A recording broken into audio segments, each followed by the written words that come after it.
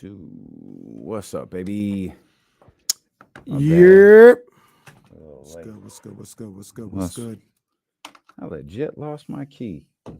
5. Here, key fob. The little fob. I had to have dropped it on the way in or something. Or it's in the refrigerator. Maybe I put it in the refrigerator. No. Who knows? Oh, Maybe it's at Kim's desk where I put those bottles. Speaking of bottles, you hear from Black Bottles 916 yesterday? I didn't. Okay, I'll tell you later. Mm. What's happening? Who does D-Lo disrespect more, Bone Thugs or Buddy? That's funny. That's funny.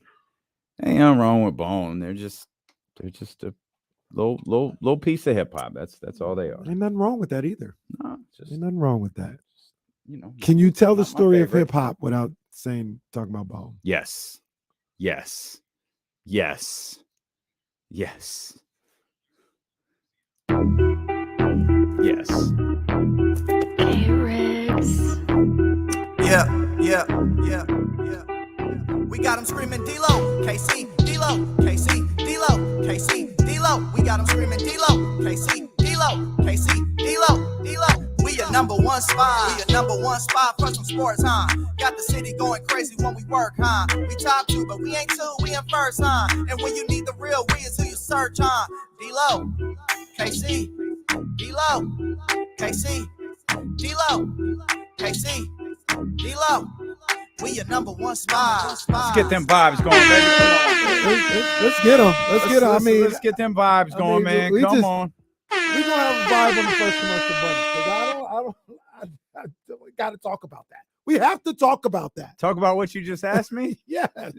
If you want to lead the show with that, by all means, go I would ahead. say we could go to the first commercial break. But I said what I said, and I meant it. Commercial break. All right. Commercial break. We're the only show that opens the show with a tease for the commercial break. Got to go to youtube.com/ESPN1320. That's not even a remotely hot take that I just gave you. That is, Think about the question. The question that was asked you that sparked this. It's becoming more and more of a legit question after that comment. It's okay. We'll talk about it then. We'll talk about it. I mean, that's disrespectful. It's not disrespectful. You're completely, And it's not true. you're overreacting. You're over. Just ask the question. Just ask the question. The question that was asked, Yep. well, we'll go to the question that sparked the question was, who does Damian disrespect more, Bone Thugs or Buddy Hill? That's cap. I believe it said D-Lo and KC. So don't put that on me. No, I think it was D-Lo. I think it said D-Lo and KC. Maybe it didn't. I thought that's what it said. Oh, it says D-Lo. No, and it does say D-Lo and and KC. Don't put me in this. So then I said, this is always the question that you ask. Some people think that you ask when you talk about Hall of Famers and sports and things of that nature. Can you tell the story of the league, of the sport, without these people involved? Right. And I said, can you tell the story of hip hop without Bone Thugs? And in, 0.3 seconds, Derek Fisher style, without a hesitation, yes. Definitively, yes. That's what Damian said. I disagree. No, bro, that is outrageous. They're part of 2 of the biggest songs in hip hop history. Hip hop history? Crossroads. Crossroads isn't one of the biggest songs in hip hop history. Damian. Stop this. Damian. Don't do this. It's not. This is stupid. Damian. Welcome in. Crossroads. Welcome into the March 23rd edition of D-Lo and KC. I'm Damian Barlin. Acknowledge me. He's Kenny Caraway. Yes, sir. Acknowledge me. I don't like that song that much, but it is one of the biggest songs in hip hop history. No, it isn't. I think the numbers would tell you that. Look, no, it's okay. I was fine saying Bone was whatever. They had their moment. They whatever.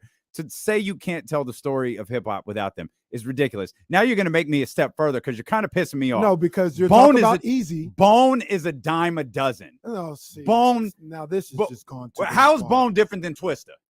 They have one of the biggest songs in hip hop history. Except there's 5 of them. And when you talk about the story, Stupid. you're talking about the story of Eazy-E Terrible. and what he did after NWA, and you talk about the success he had finding Bone Thugs. That is 100% part of hip hop history. It's a footnote in Eazy-E's history. It's still. I part don't of even think it made the movie.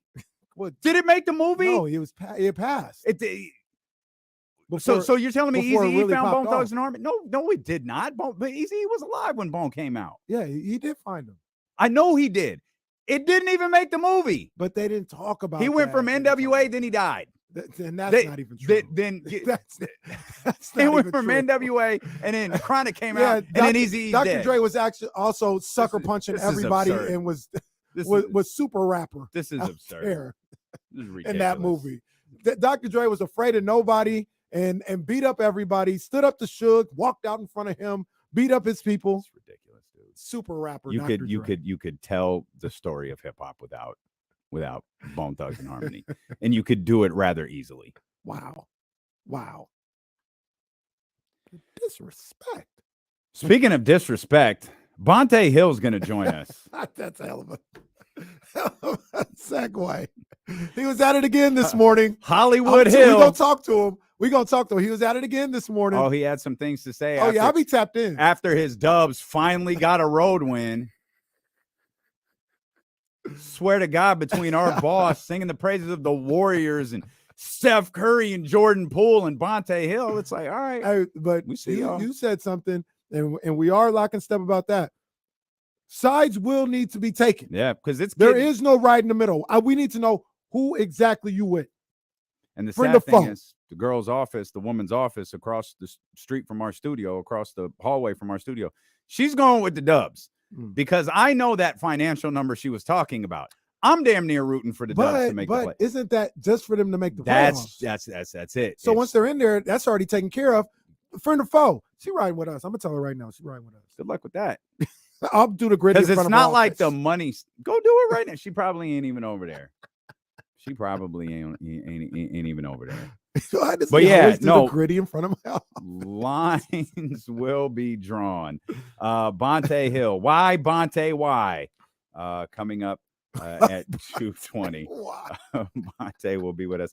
Matt George will be with us. Olivia back with us. Baddie Hey. Thursday, but baddie in the sense of Bonta Hill is a bad guy now. He is a heel on this program, and we'll talk to him. Matt George, final stretch of the show. We'll let you know as we go on. It's a slightly different show today, only slightly.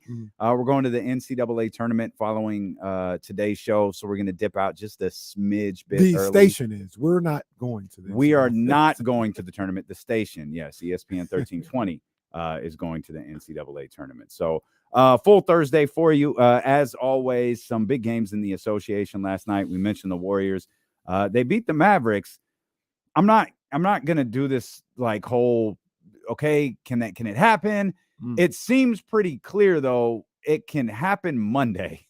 Yeah. Because it's the Timberwolves, and where the Timberwolves are, it seems almost certain that Monday's game could have a significant could be the game where the Sacramento Kings clinch playoff spot. I was really hoping it would be Saturday night. I think there's a scenario where that's possible. It's possible-ish. It requires a lot. And if I'm not mistaken, one of the things that would have to happen, which would kind of damper the whole vibe, is if I got this right. Of course, this all starts with the Kings. Kings got to take care of business tomorrow night against the Phoenix Suns. And I've got a lot of concerns headed into that game that has nothing to do with the Sacramento Kings. And I'll tell you what that is. But the Clippers and the Thunder tomorrow, if the Clippers beat the Thunder, we would need the Lake Show to take care of the Thunder Saturday night. But the kicker to that is that game starts at 7:30. We have to hang around. So if the Kings It's like Major League Baseball. if all the over. Kings beat the Sun and the Jazz, would we have to wait around Doko to see if the Thunder lose to the Lakers? Yeah. And would that do it? Yeah, put it on the big screen. So there's a couple. Put it on people- the big screen. Keep Yeah, everybody inside. Yeah, put it on the big screen. Put it on the big Just screen. asking, just asking. So there's a couple things going on here, right? And the biggest thing is Monday really hurt this situation. As Yeah. far like if Monday wouldn't have happened the way it would have, we'd be celebrating this weekend Okay, or because that's Sunday. the one win we need. That's the one. If the Kings would have won on Monday against the Jazz, Oh, the Jazz game was Monday. Why did I Yeah. think it was Sunday? Okay. if Yeah, they yeah. would have won that game, Yeah. that's the one win that's missing to Yeah. make sure it happens this weekend. Right. So that kind of messed everything up for that. Because the number's 3 now Numbers 3. because of someone had to lose last Yeah. night. Numbers 3. And then it got really wonky. It was. I really don't wonky. understand. how I this really all don't. works. But there's 2 guys that are helping me out with this. Shout out to Kangs 2 Kings fan on Twitter, Nick.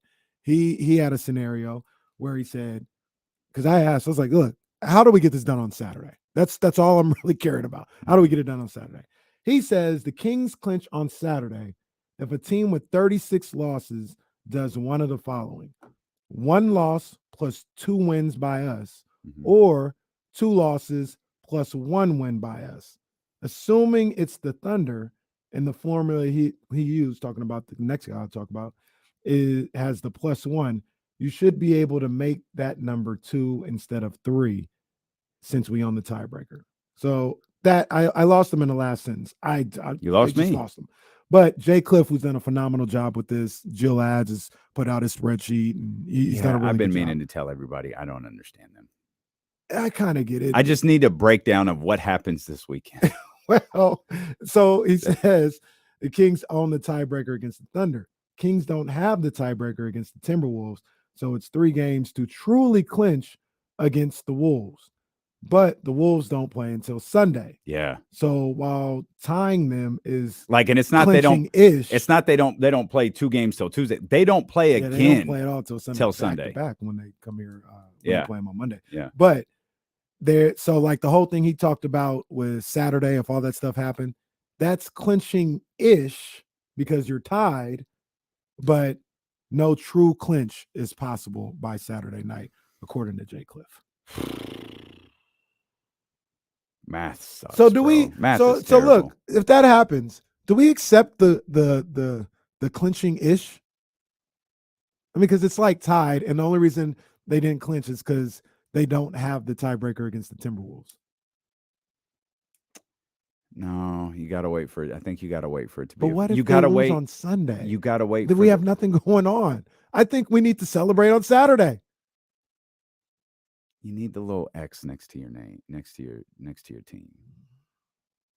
So that's what if the I what if don't the make Timberwolves lose on Sunday? What do you want me to do? Then what? We just, hey, Scott Moak, getting ready for tip-off for your playoff clinch Kings.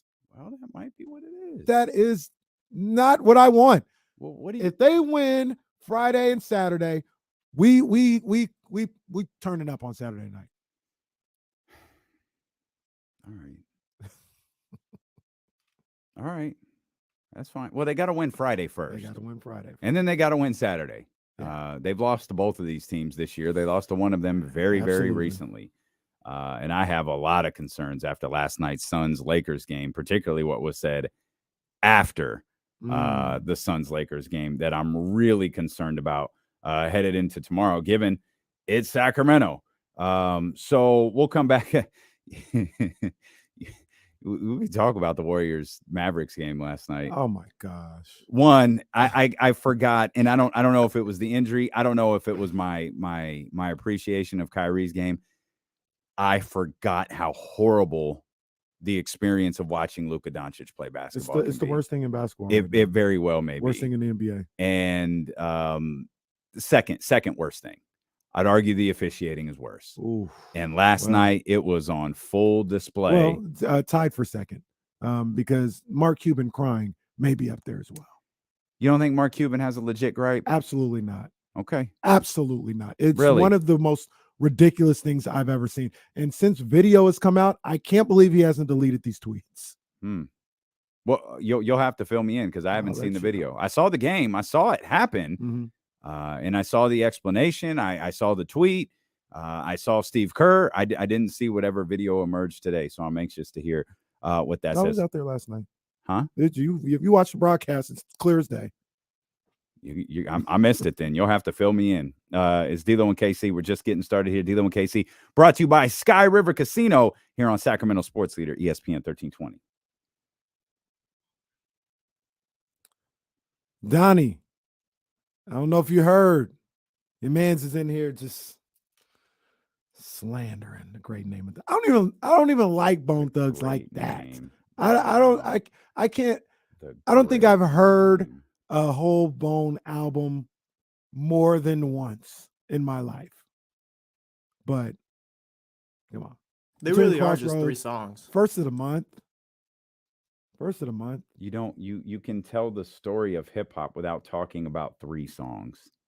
Like, think about what you're saying. Notorious Thugs, you can't, because I'll tell you this, because that's a Come lot on, of people man. look at what Biggie Come on, did and they man. say, yo, that's Biggie. When they talk about life after death, Come on, dude. and they're like, Don't- Biggie, bruh, showed his greatness by being able to adapt to other people's styles ridiculous. on the track. Ridiculous. They start with Notorious Thugs. ridiculous. You can tell that, bro, Notorious Thugs is not a part of Biggie's story. I'm telling you, when people talk about Donnie, This is absurd. when people talk about what Big did on Life After Death, and they say, yo, he showed his greatness because he was able to adapt and be better than people at their own styles. They start with Notorious Thugs when they say that, and you hear that argument all the time. So you can mention Bone, but you don't need a chapter of Bone. Absolutely not. But they're part of the story. No, they're a reference. They're a footnote. Still in the book. They're a footnote, though. They're not the story. Like they're still in the book. No. You're manipulating what this means. They're a footnote. They're the thing where you put a little number next to it and you look down. Bone Thugs and Harmony, Cleveland, Ohio. That's all they are. It's ridiculous.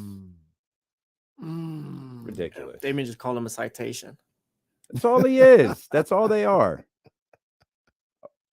A footnote. It's fine.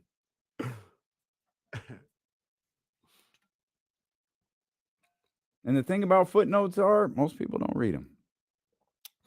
In the book. I think I've asked you this before. You been to Cleveland before? No. Drove through Akron, I think. Cold as Just a hell. kid from Got Akron? gas. Yeah, awful. Just Never. terrible. I've never cold. been to Ohio. I do want to go. I mean, I say this all the time. I want to go to to the game, Ohio State, Michigan, but Mhm. like, I don't know when that's ever going to happen for me. I really don't know when that's ever going to happen for me. It's the week of Thanksgiving. Yeah. For number one, it's the week of Thanksgiving. It's cold as hell. It is You want me to leave so- California to go do that? I mean, I'm going to be around my family. Like, when is that going to happen for me? I don't know. It'd have to be for work. D-Lo and KC live from Ann Arbor. And that's a tough sell. It's a really tough sell. Coolest thing about Cleveland is what Joakim I Noah think said about him. isn't Ann Arbor? Ann Arbor's Michigan, though. Yeah. I don't want to go to that stinky horseshoe. Well, you just asked if I'd ever been to Cleveland, then you said you wanted to Well, go to the it game. reminded me of the game. Oh, I'd rather go to I the think big Ann house Arbor's before. nicer, anyways. Columbus seems like it's popping. Maybe it is. Columbus is a real city, though. Not like Ann Arbor's a college town. Yeah. Columbus is the capital, I believe. Capital of Ohio. Did you ever have that talent where you can name all the capitals? Yeah, maybe when I was like 12. Yeah, I can. Maybe when I was 12. I think I know more confident I than- don't have that now. I might know more than 25. I might know more than half. But Name them right now, then. Springfield, Illinois, Nashville, Tennessee, Sacramento, California, Austin, Texas.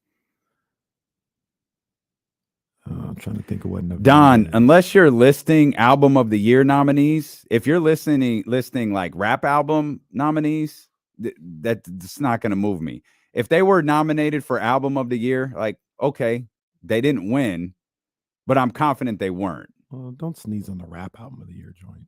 You want to look up how many shitty albums were nominated for rap album of the year? I'm just saying. Do you want to look up how many shitty albums won rap album of the year? Like, we're going to put stock in that? No, man. Oh, I mean, No. it's there. It's there. I've read a lot of books on hip hop. I don't think I've come across the Bone paragraph. Hell yeah, Too Short and E40 are there. You got go listen to the latest episode of Corners of the Culture. You're damn right you don't tell the story of hip hop without Too Short or E40. I agree with that one for sure. Absolutely. silliness.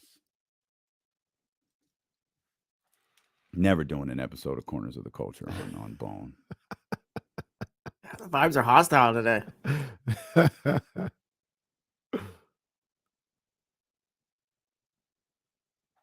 Damn, David. I don't like the way you're comparing Fresno right there. Shout out to the no. Shout out to the 559. Fresno's unnecessarily hot too. Oh yeah, and it gets really cold. Doesn't Yes, snow, I think she already responded to you. I think Shannon responded to you. It's not open yet. They do have like a display, like I don't want to call it a pop-up display. Like there's you could see it, but it's not. Where The is it whole located? thing isn't open in right where you'd expect, the Bronx. Oh, makes sense. That's, I mean, good. There were displays open when I went. I just didn't get a chance to go see it.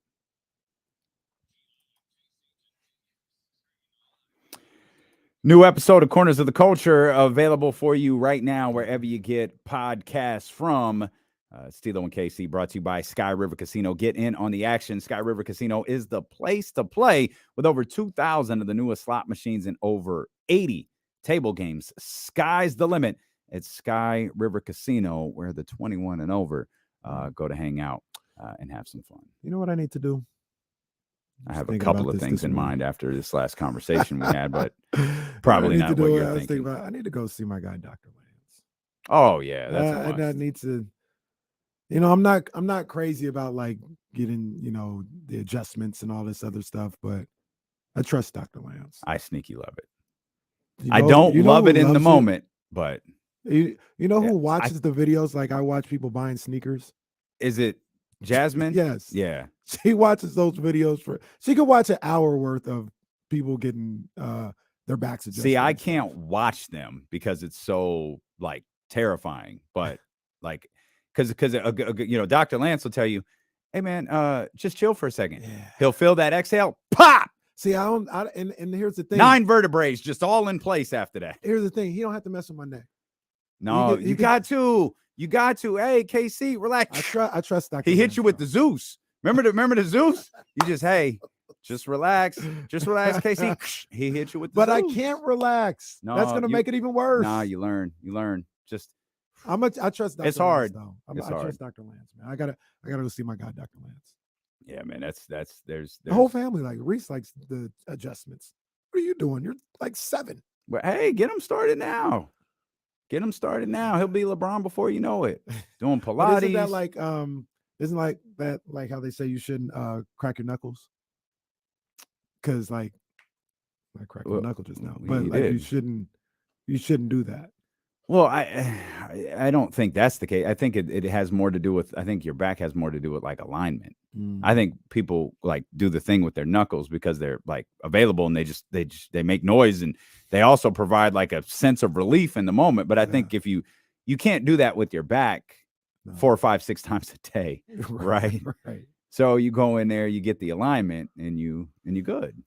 I'm gonna go see Dr. Lance. I need the back taken care of for sure.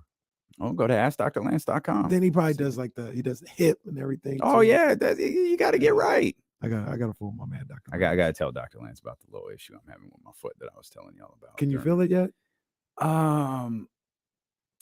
Nah. I don't like that pause. Nah, Jesus it's Christ. like it's like on, the bro. the right side of it. It's weird. Like I tried to Theragun it Did last you go night. like running at all or? Yeah, So I can I'm saying, train. like, I is- can run. I'm saying like is that might be You what know where I happened. first noticed it? I first noticed it at the broadcast. Mm. When we got up at the very end, I stood up and I'm kind of as the adrenaline started to wear off, I was like, my foot feels funny. Mm. But all I was thinking was we just been on the stage. It's hot. Mm. I'm desperately thirsty. I'm hungry. I'm thinking like 10 things. I was just like, man, my foot feels really weird. And then it wasn't until I like got home and the adrenaline was completely gone. I was like, yo, I think something's wrong. Mm. And I was like, that's no big deal. It'll be fine in the morning. And then I got up out of bed and kind of like hit my foot and was like, you know, when something's numb, it sort of like vibrates. Mhm. My foot vibrated. Mm. I was like, hey, So I've been doing the things. I was like, well, it's not changing colors. Like I'm not. I think I'm okay. I'm starting to think it's not. LaDamian Barling. What do you mean? Foot problem. Oh well. Kai Damian Barlow. I'm gonna be tweeting about. I'm gonna be tweeting about my return here coming up pretty soon. You're gonna be sitting courtside with the black glasses. Yeah. Well, I won't be sitting courtside. Unless you give me your seats, but I won't be there. So you mentioned Kyrie. Kyrie obviously missed last night's game. Warriors get a rare road victory last night. A really hard, like they fought to get that one. Mm-hmm. But they were able to get a 2-point victory, 127-125. So tell me what I'm missing with the call at the end of the third quarter. So let me go through the whole thing once again. Mondays and Wednesdays. Didn't watch it live. Checking on the score, and then I see the tweet from Shams that the Mavericks are going to formally protest this game. I said, "Damn, see what the hell happened? That sounds crazy." So I go, on Twitter when everything's done, and first of all, I'm thinking it's last second fouled at the buzzer. They show me this third quarter play. I'm like, that's it. This is the play. This play in the third quarter when you had like another 15 minutes. Well, it's still to take care of this game. Well, I get your point, but it's still part and then of the I game. see Lucas smoking a 1-footer. Well, that was a terrible play call. First of all. Awful. It was awful. I know you had a timeout left, but it was a terrible play. He call. was in terrible position, and you know who played really well yesterday, espally in the fourth quarter, was Draymond Green. He did. Draymond Green was extraordinary in the fourth quarter. He played really well. It's a moving screen on that final Steph possession, but it's whatever. They get away with that. Yeah, all the time. Hey, the Warriors since 2015, more moving screens than I've ever seen in my life. Whether it's Draymond or Andrew Bogut, it doesn't matter. But that's neither here nor there. He played well. The defense, I saw people going crazy about his defense on that final play. I mean, he didn't foul. That's just it's nothing to go crazy about. Well, he didn't, but he had a couple of plays there where I think contested. He had a couple of plays in the fourth quarter on the defensive end where he strongly contested shots that he didn't foul. I think he had 5. That fourth quarter, for a large portion of the fourth quarter, I think he had 5 fouls. And he continued to challenge. That fourth quarter, fine. He did great things, but I literally saw somebody highlight, Draymond on this final play. What defense? Okay. All right, settle down. I think it was good defense. It was fine defense. It was fine. I don't think it warrants that tweet, that's my whole point. That's all I'm saying. But Luka smokes the 1-footer, and then has the nerve when he wasn't fouled. No, he wasn't. To look at the ref and be like he's doing like the money the sign. Fix is in or whatever. He's so tired. He Luka's really is. so tired. So there's that. But when you talk about the play, right? I'm looking at it and I'm trying to figure it out, right? Because I didn't see it in the moment. I'm trying to get caught up on what the controversy is. And if you look at the video, there's the play called. The referee signals Warriors ball immediately. Warriors ball. Right after that, there's a mandatory timeout, blows the whistle, points towards the Mavericks bench, timeout. You look at Kevon Looney. Immediately, Kevon is ready to argue because he's like, no, that is not out of bounds on us. And immediately the ref says, no, I'm talking about the timeout. And Looney stops immediately. He stops immediately. He's ready to argue. The ref says, no, I'm addressing the timeout. Looney stops immediately. And we move on. And then also, there's another. I think you mixed something up. He called the ball originally for Dallas. No, he called it for the Warriors. He immediately called it for the Warriors. And right after calling it for the Warriors, he blows the whistle and points towards Dallas's side.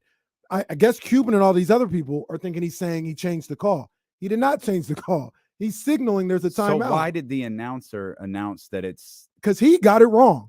He got it wrong. But doesn't he get it straight from the official? No, he got it wrong. The official never said it was Mavericks ball. Not once. If you pull up the video, the big indicator is Kevon Looney. Because as soon as he points that way, Kevon thinks he's changing the call. And he gets in the ref's face, not nothing crazy. But he's like, no, it's our ball. And the ref says, stop. I'm addressing the timeout. Kevon stops immediately and goes to the bench.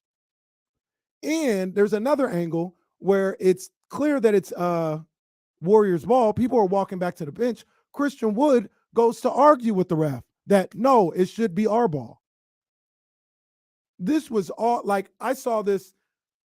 The first time I saw it, I said, what's the controversy? So it's on, well, okay. So the first time you saw it, so you got the benefit of not like living through this. Part of the problem was the announcers didn't know what was going on either. And when I say the announcers, I mean the people on TV. I'm not the in-game announcers who announced the call wrong, as you're saying. But was this Mark? I don't remember. Yeah, I think it was Mark. They were confused. They were like, wait a minute. The Warriors just got a bucket here.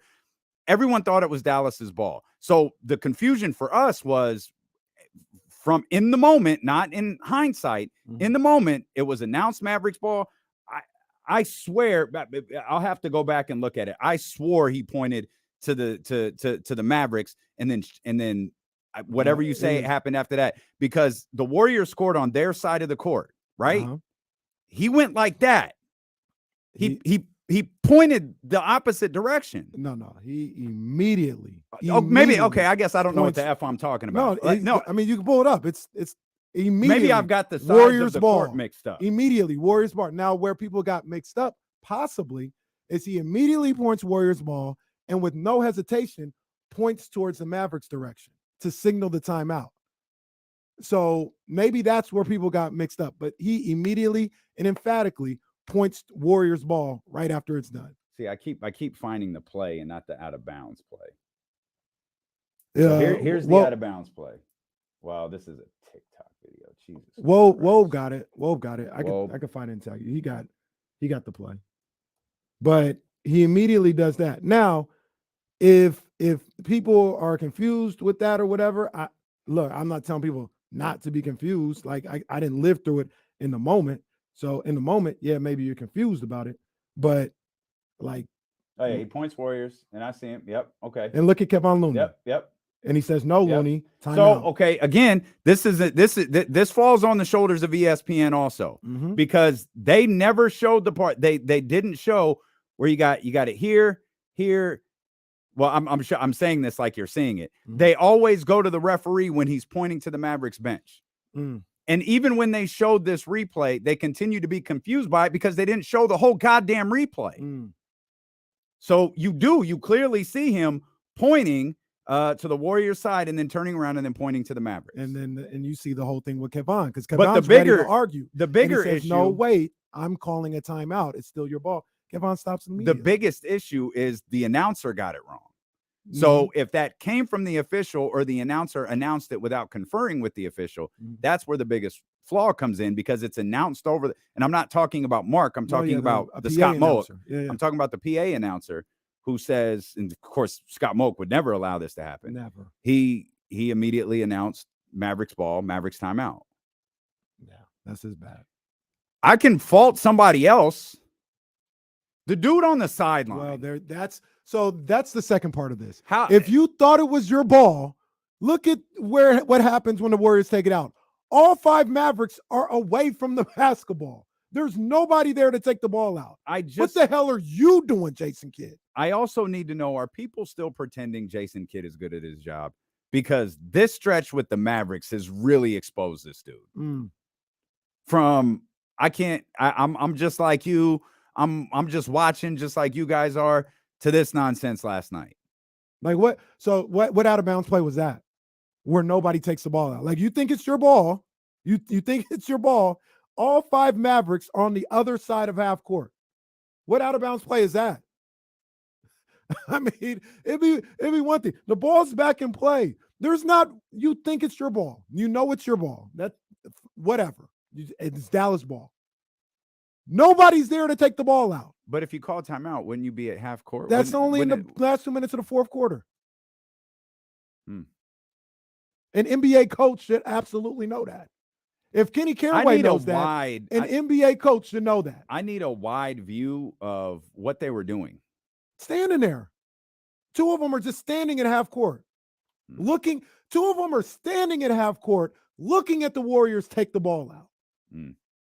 Just standing there.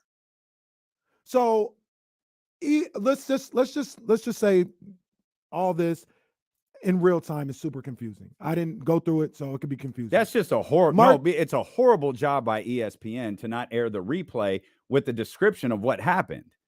They went straight to the referee pointing to the Mavericks side. Brad Clayton, wrong again, says they were playing offense on their end. You have to take the ball out in the backcourt. That's where the ball was out at. You have to go full length of the court. They had nobody on that half of the court. There is absolutely nobody there. So even if you believe it's your ball, you need a person to take it out and a person to get the take out. They didn't have either. So is there any responsibility of the official? Absolutely not. It's not his job to coach these guys up. This is the NBA. Man, these Mavericks are playing without a coach. That's tough. That's tough, man. Imagine these Mavericks might be all right if they could get a coach. They got a guy watching on the sidelines. And I saw people talking about that before. This ain't CYBL.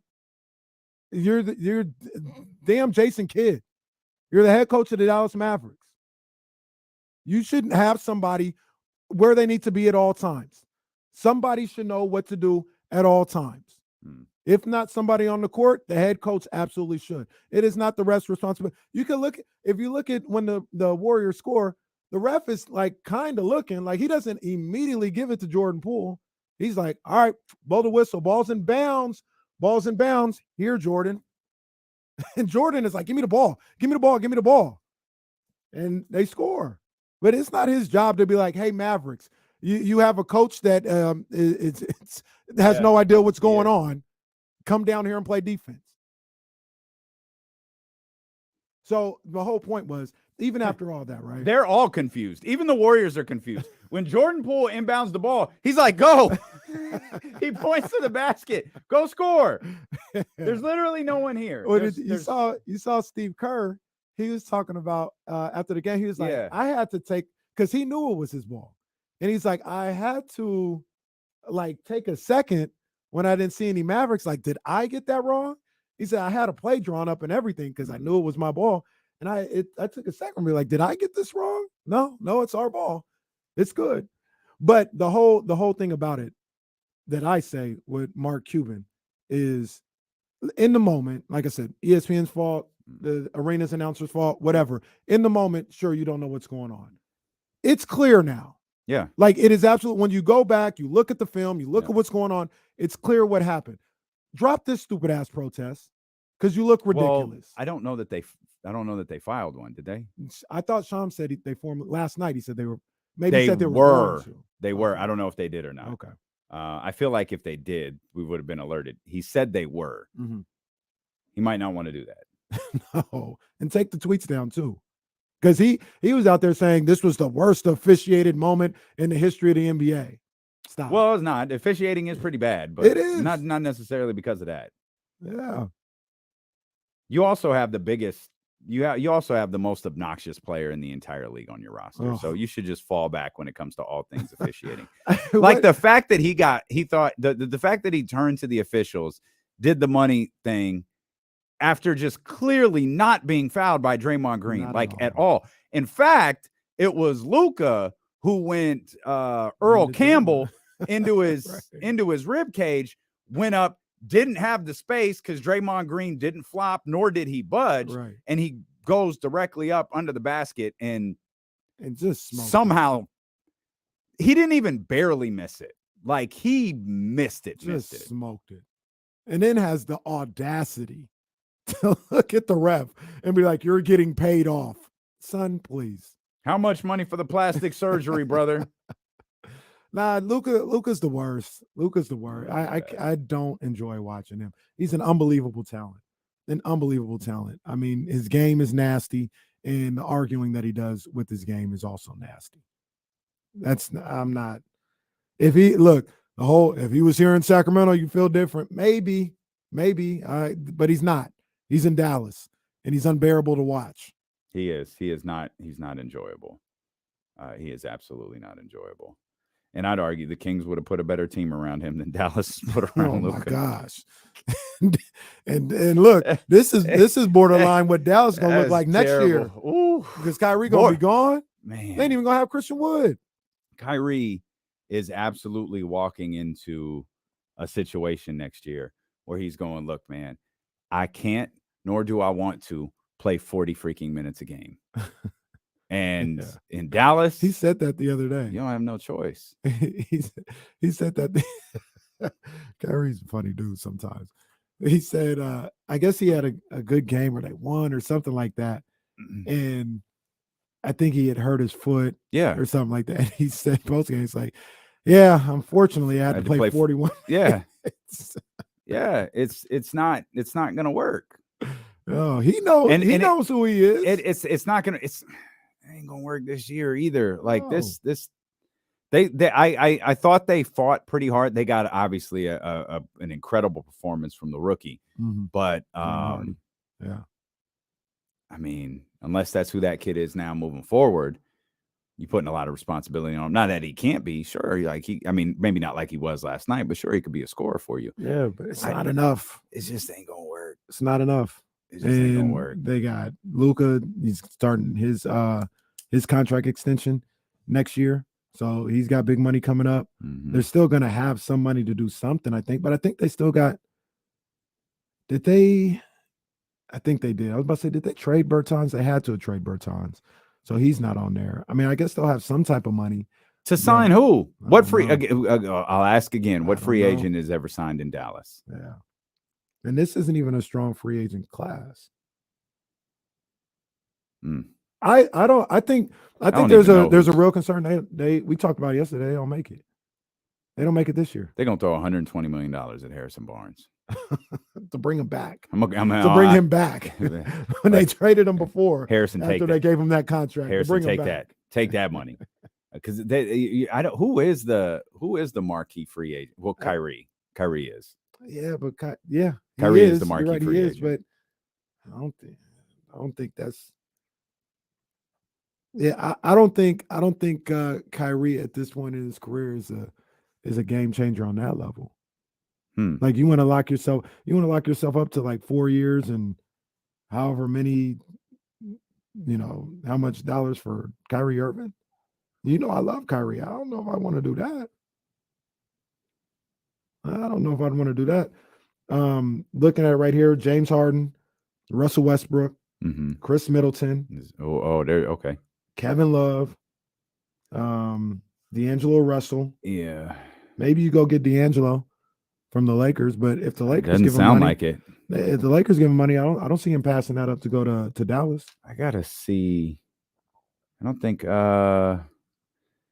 So it reminded me. You said Christmas. It reminded me. I saw Tim Maxwell tweet Keith Smith yesterday. He said, if Domantas Sabonis makes the All-NBA team, is he eligible for a designated vet extension this summer? Keith Smith, friend of the show, Yeah, big up. said Sabonis is not eligible. Unfortunately, you can only get a designated veteran extension or contract from the team who drafted you, or if you were traded during your first 4 years in the league to your current team. We were talking about that with someone else. Who was it? Yesterday.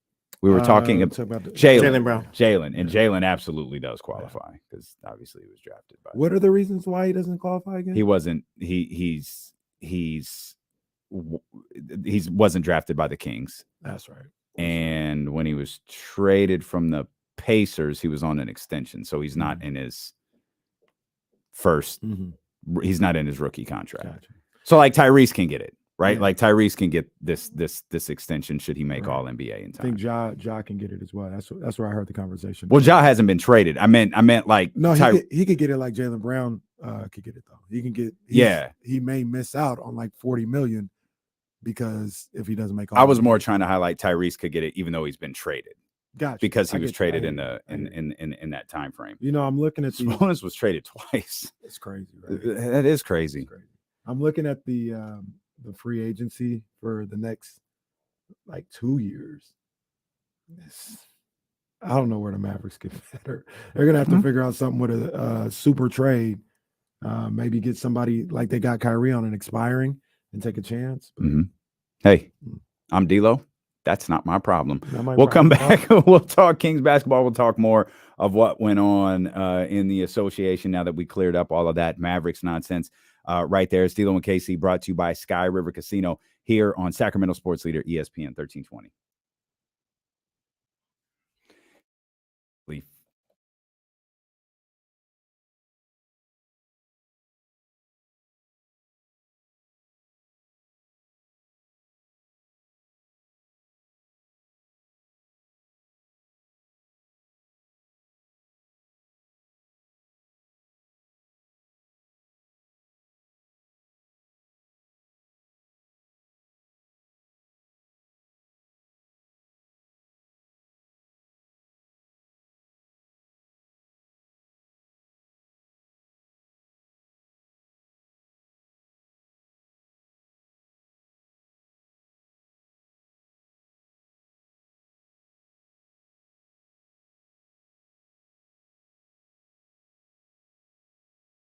I don't know why I got these off. These don't need to be off. He went to them in the middle of the game. He went to someone in the middle of the game, and Mike and that broadcasting crew knew that if the game is a 2-point game or whatever, Yeah. Mark Cuban's gonna.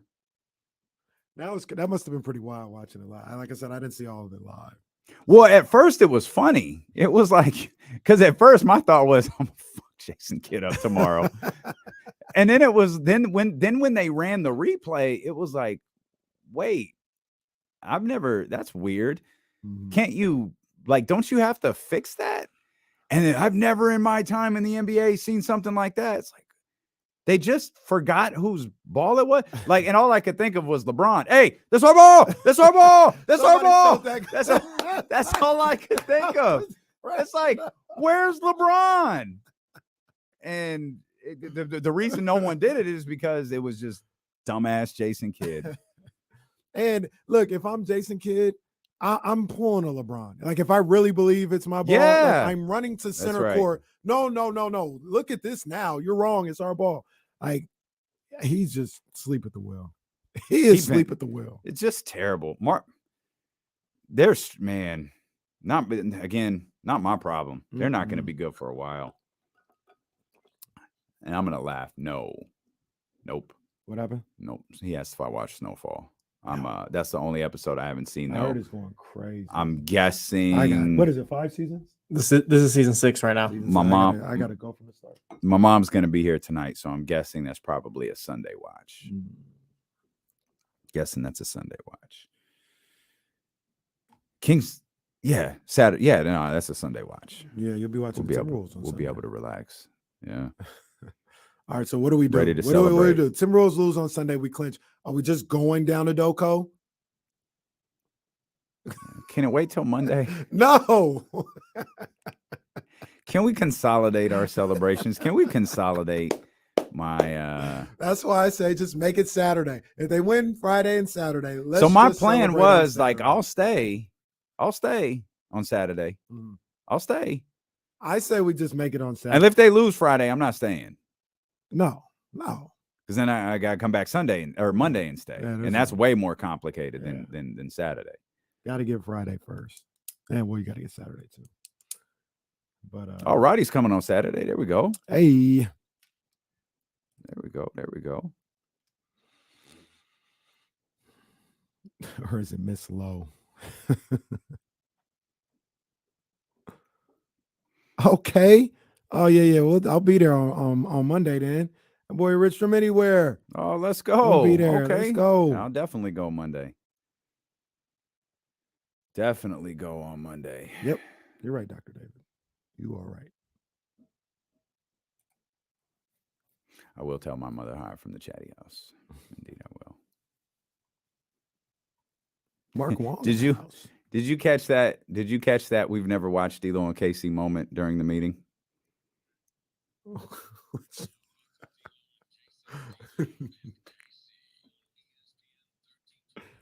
I'll say it on the air. There ain't nothing wrong with it. Someone said we had a staff meeting today, and they were talking about the Sky River broadcast, and someone said, we always joke like, haha, but we know it's true that people don't watch the show here in the building. they're really surprised by virtually everything. They were surprised by the hoodies and the T-shirts and the support. They were surprised that people were asking. They were surprised by all of that stuff, I don't right? even think they follow us on social media. I'm not confident that they do. We have a lot of threads of look at everybody wearing our gear. Not confident they do, right? And someone said, we were wondering what D'Lo and KC would do during the live show, during the commercials. Would they play music? Like, should we put music on? Like, what would they do? And they were so like taken aback by the fact that we just interacted with the chatty house and with everybody in the building. And all I could think is, you have never ever seen what we do. Not once. Welcome to the show. We've just been silently doing our thing for 3 years, literally. For 3 years. Just minding our own business. Oh man, I love my people here. Oh, love him for sure. Yeah. But as soon as he said that, I couldn't help but think he was trying to pay us a compliment. He was. And all I could think is, and he did. But yeah, I said it that night. There's a lot of people in our building who are seeing this show for the very first time. Someone said, "Who the hell are these guys?" Thought those were the diversity hires. I don't know. Hey, wow.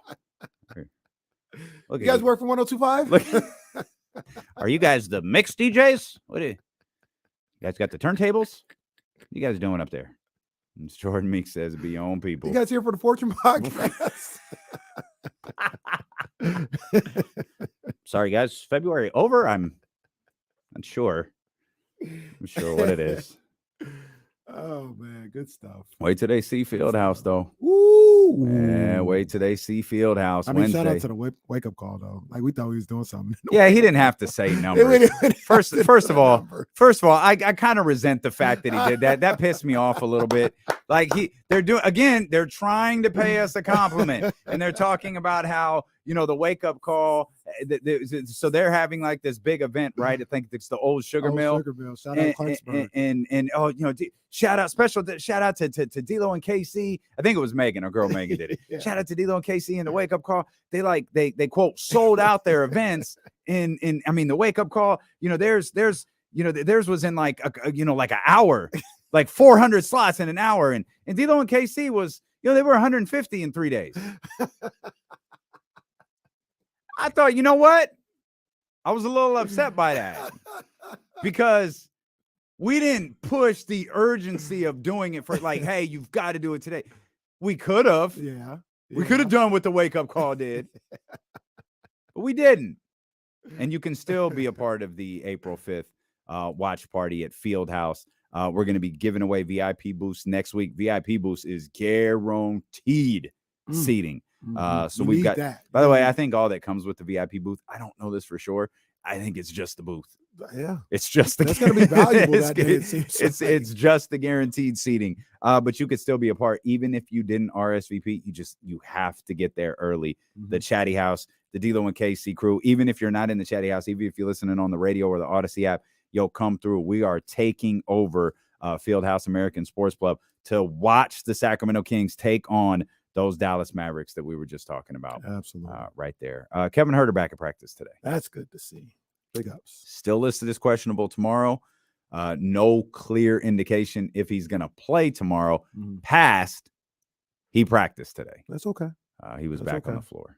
Yeah, I mean, after it's pretty clear now. We talk about who he root for and all this other stuff. It's pretty much over. It's pretty much over. I mean, we root against whoever's playing the Grizzlies. Yeah. But, I mean, well, it helped last night because your boys. Okay, Lake Show. Not my boys. They got the was going for the Suns that last night. Well, that's accurate for those who were with us yesterday. You were Land of the Rising Sun or whatever their hashtag. Valley is. Up. Okay. That is garbage. It's Rally the Valley, I think it is too. That's even worse. It's not good either. Yeah. Working on some things for tomorrow too. I have a nice little reunion for us tomorrow. Damien won't be here, but yeah, I don't want to say it till this person. Well, why is I don't get to be a part of it? Well, I mean, I don't know if we're gonna play them again. So it's timely. Okay. Yeah. Understood. Understood. Yeah. Understood. All right. They'll be on at noon, I'm sure. Sun lost to the Lakers. So I had mentioned there was this thing I was a little anxious about. Mm-hmm. The Suns were not quiet about the free throw discrepancy last night. Mm-hmm. And in their defense, it was a pretty big discrepancy. The Mm. Lakers shot 46 free throws last night. Mm.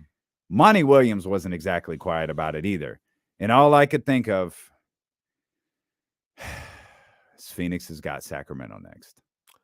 They do, but I mean, who gonna get the free throws? Book, CP. I mean, know. what? I don't Bismack know. Biyombo gonna get? They might let Monty shoot a couple free throws. Might let Monty shoot. Like, you know, there's probably I don't know if Phoenix qualifies as a team you don't want to piss off, but you know, hey Monty, come out and shoot a couple. Well, look, Gosh, is Diana Taurasi here? We can get her a couple shots. Get BG back. Somebody find Cappy Pondexter, bring her down here and let her shoot. Who's I like the little shooting guard. What's on my Phoenix? Yeah, on the Mercury. What's the little blonde hair? No, she's a little feisty. I was gonna say Skylar. It's No, not I like Skylar too. But what I can't remember. Follow her on Instagram, but she's a little feisty. She's always trying to fight somebody. Oh, I can't remember her name. Ramsey probably knows her name. probably. Yeah, get her to come shoot some free throws. But the thing about They'll find someone to shoot free throws. Was my point. Yeah, If they want to give the Phoenix Suns free throws, they'll find someone to shoot them. But here's the thing: Phoenix been complaining about this since the Kings game. Every game, Monty Williams talking about free throws. So you could say on one hand that they're gonna get their just due finally, maybe tomorrow, you know, and worry about it that way, or it's just how it is. One of the things about this, because I see the Warriors fans always complain about like free throws and Steph Curry and all this other stuff. You guys shoot a lot of jump shots. Mm-hmm. Like, I don't know when you think the fouls are supposed to occur. There's a certain some of these teams that flop a lot is hit or miss. The Phoenix Suns flop a lot. It's hit or miss whether or not the refs are going to respect that flop. Feels like more times than not. Respect the flop. It's a new hashtag. Seems like more times than not they respect the flop, but sometimes they won't. Like Devin Booker's a flopper. You know what I tell him sometimes when I'm watching. I know. Please don't do that. Please don't do that when you're watching. watching Say the 77. Please, I please can't don't say the 77. Well, I guess you could. There's no reason that you couldn't. If there are kids there, but listen, there's probably no reason you couldn't. Well, I won't say it over the loudspeaker. Well, that's a good idea. I'll just lean over to you and say it. Something tells me a lot of people will be able to hear you if you call Luka out his name or a book. But yeah, I mean, they're not really this, and especially with Ayton out, they don't have this presence that's gonna draw a whole lot of fouls. They're a jump shooting team. So on one hand, like I could understand the argument on one hand about, all right, even if we're not getting calls, they shouldn't go to the line 46 times. You know what I'm saying? Like, we're not saying we should go 46 times, but they should not go 46 times if we're going 20. You know what I mean? So even if it's not about we're not getting free throw attempts, it could be about, look, man, that's egregious how many free. I mean, they were giving Austin Reeves like Harden level calls. Like the one at the end, Austin Reeves bumps into somebody and flails, and it's ridiculous. One thing the NBA does. Austin Reeves had like 11 assists last night. Yeah. I got that hour-long mixtape of him up on YouTube. They took that man's team photo and drew a big beard on it. Looked like you gave him a James Harden beard. The one thing about the Lakers and that Suns game last night is I looked at the Suns and there's a real possibility they don't make it. So, okay. I saw you put that in our notes. I'm going to let you rock with that first because I immediately thought, okay, this is like your bone take.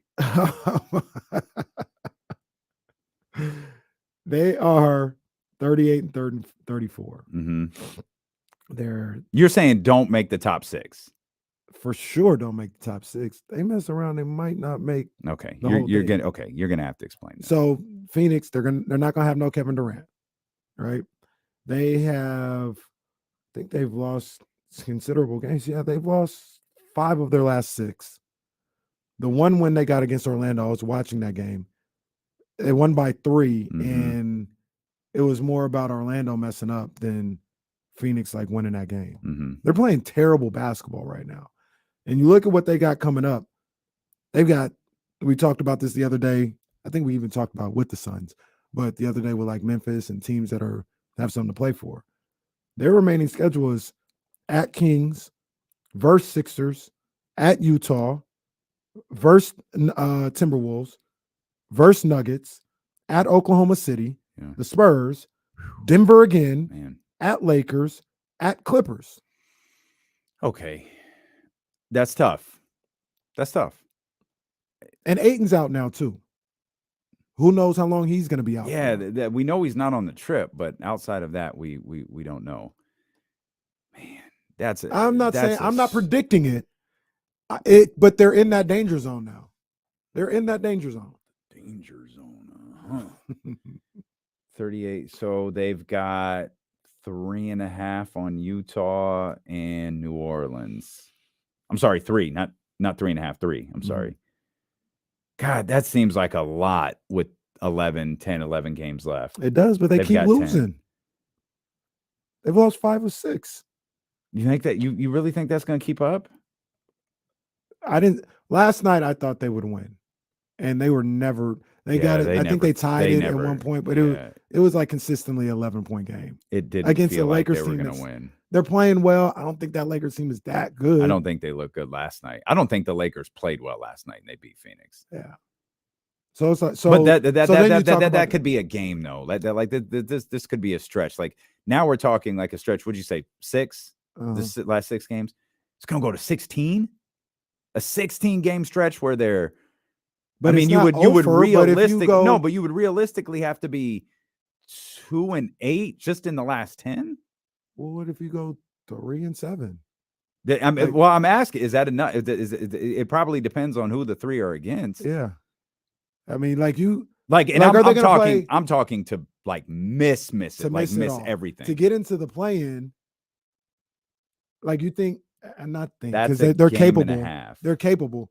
But like they're probably gonna have to play above 500 basketball in the final 10, like 6-4. Well,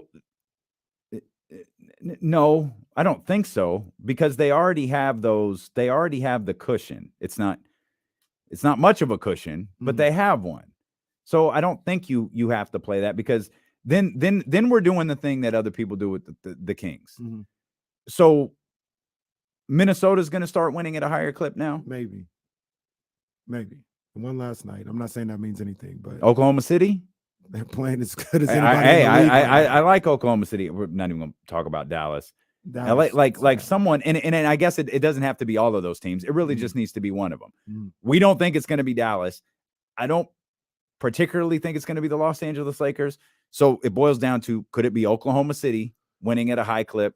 Could it be the Minnesota Timberwolves winning at a high clip? And again, you would need the stretch of bad basketball by Phoenix to continue. You would be talking 4 and 6. 4 and 6. So no. Because if you just said they went 3-7, what and they're what 1-5 right now in their last 6? Yeah. So that's 4 of their like 13? Yeah. 14? Oh, it's a lot. But look, I'll put them at, I don't know. Let's take this final 10 games and, use some of the math that other people are saying. They go 4 and 6. The Timberwolves or Thunder got to go at 6-4. It's not like this unbelievable pace. Yeah, that has them finishing 2 games above 500. Oklahoma City. It's not this unbelievable pace that either team is around 500. Both teams are around 500.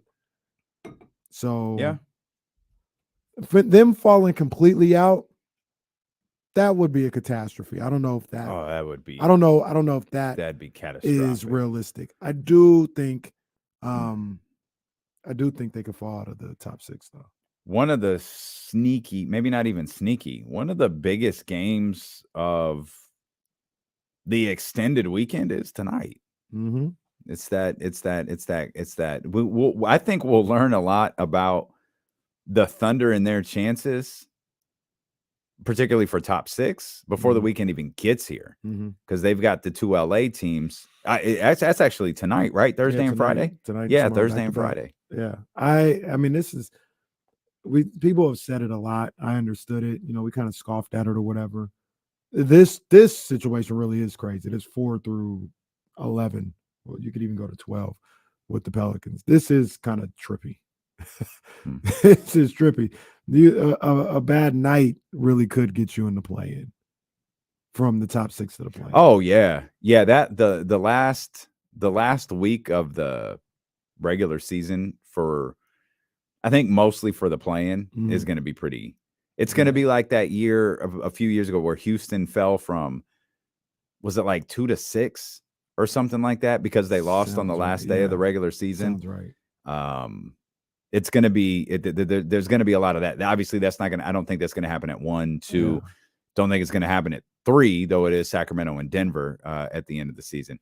But when you could happen at 6, but I think when you talk those 4 playing teams, there could be all sorts of movement about who's going to host games. But I think it can go as high as it could go as high as 4. It could. For Phoenix. It really could go as high as 5. I mean, the Clippers are a game and a half in front of Oklahoma City.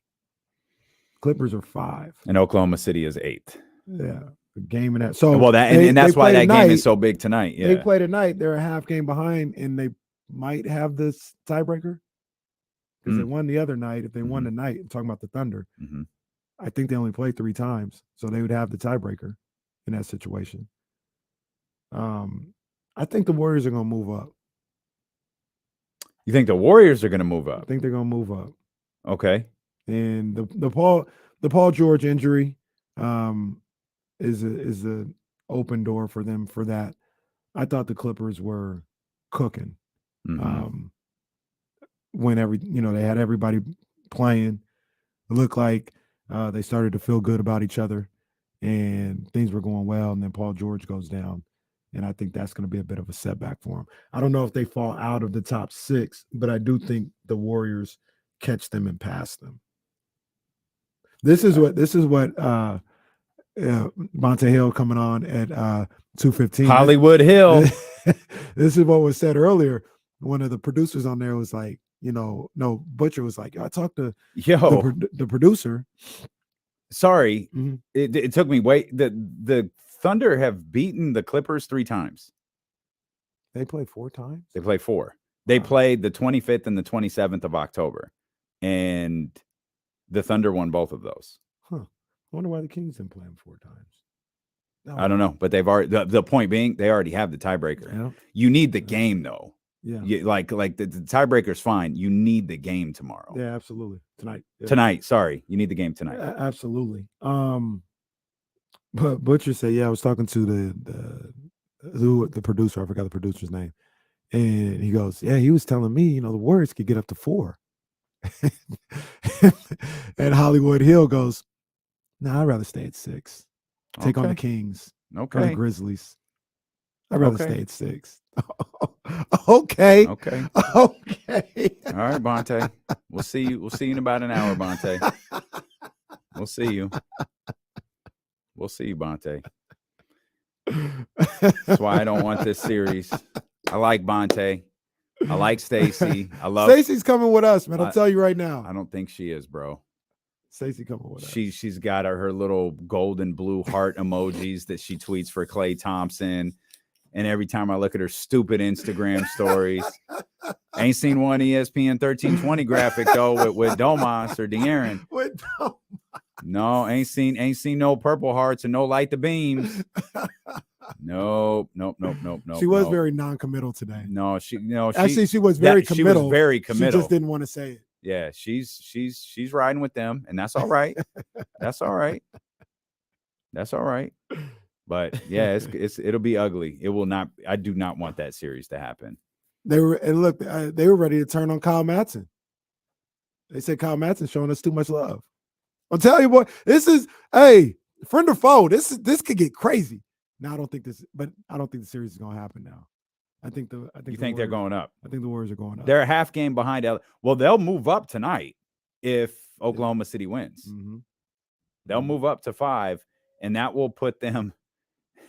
It could be Sacramento on Friday night. It could be Sacramento who lifts Golden State to 4 on Friday night. Now I don't know what the Warriors have now. Oh, they got Philly. Yeah. Now, so maybe that doesn't lift them to 4, but it could get them to 5. Now, I heard JoJo left the game yesterday.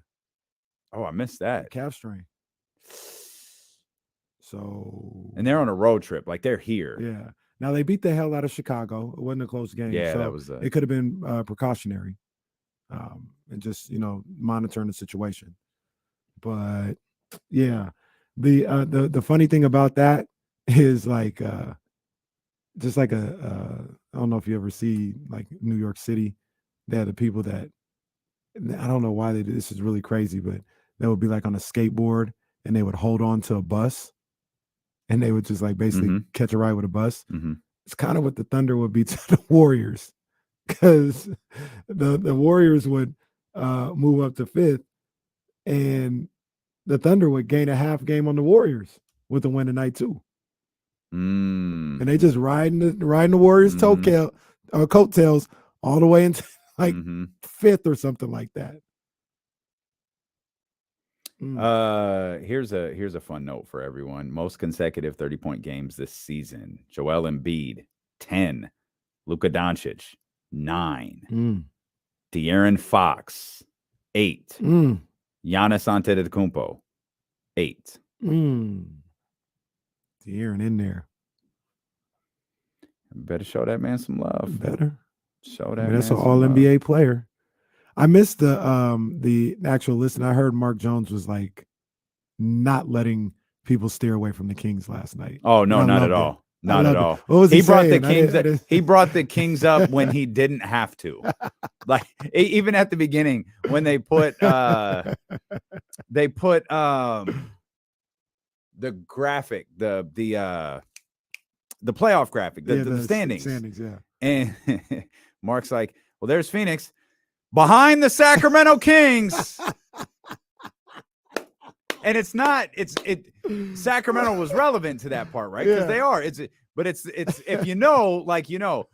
there's Phoenix 3.5 games behind the Sacramento Kings. Let's go, Mark.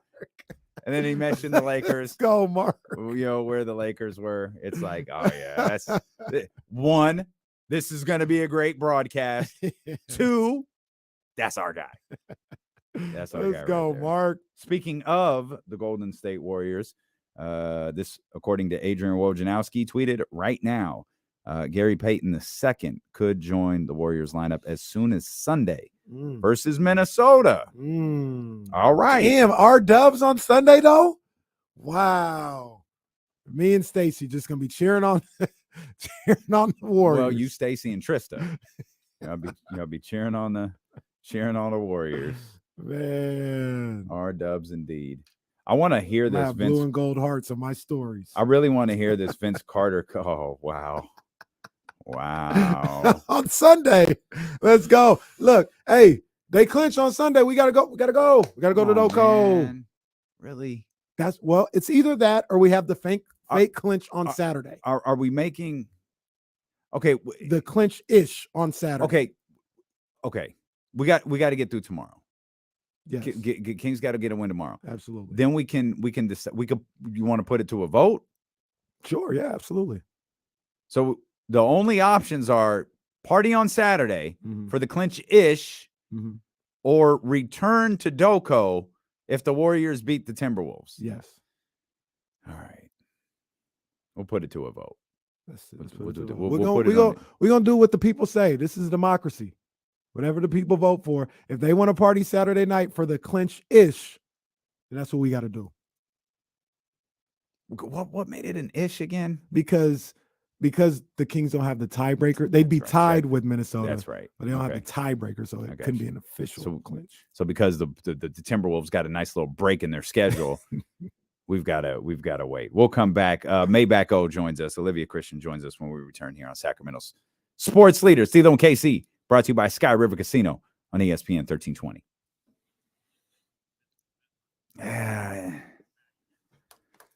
But there's no celebrate. Well, okay. Then you vote for Sunday. Yeah, I'll take Sunday. Jesse says Sunday. Man. Hey, yo. Maybe Hi. I'm trying to go back. What do you on got? Sunday. I'm sorry? What What hoodie? hoodie is that? Let's see. It says Girl Boss. Oh, okay. Okay. All right. The street is saying you might be around soon. I want to come to the April 7th game against the Warriors when I went last time. The Kings won. I did not have a hot dog because the press does not give out hot dogs at Golden One. Tough break. But I might just buy a hot dog or They don't something. get hot dogs? I thought They that do. was a thing. I swear I saw Maybe Matt at, like, George come halftime back or to his something seat like that. with like 3 hot dogs once Maybe like at halftime. Maybe he bought them. I don't know. I didn't see him. I've only right. been once, and I didn't see hot dogs, and I was looking. For I hot feel like we'll confirm. Matt George will be with us a little over an Doc, hour wait a from now. minute. Dr. David, don't do this to me. I'm not saying go to Doco today or anything happens. I'm saying if they win Saturday and they're in a tie with Minnesota and it's a clinch-ish, got to think about it. I don't get the reference. What did the Rise guys do? They said the damn series was over against the Lakers when it was 3-2. Oh, They buried the Lakers. Oh. Don't want to do that. I also want to come up for the watch party, but I'm not sure I can swing it. It's actually really expensive to fly to Sacramento from LAX. It is. What is it, Yeah. like 150 each way? Well, Oh. she's not sitting in economy, bro. Come on. Oh, there's man. that. There is that. Stop it. You need to I go actually from don't one have. to I two. don't have Yeah, like. I'm yeah. not picky about flights and seats and stuff. You need to go to Burbank or Long Beach. Yeah, Burbank is always better. I don't know. Long Beach is the best. But it's like for Not me too that would out mean the way. taking a lift Don't to worry those places, and then like the math doesn't math. But I'm gonna invest in it anyway because I really want to come up and watch a game in they're person again. I used to take them. I'm gonna Okay. sleep on Damien's couch. I have a bed. There's a room upstairs you can sleep in. Sprout might join you, but there's a room upstairs you can sleep in.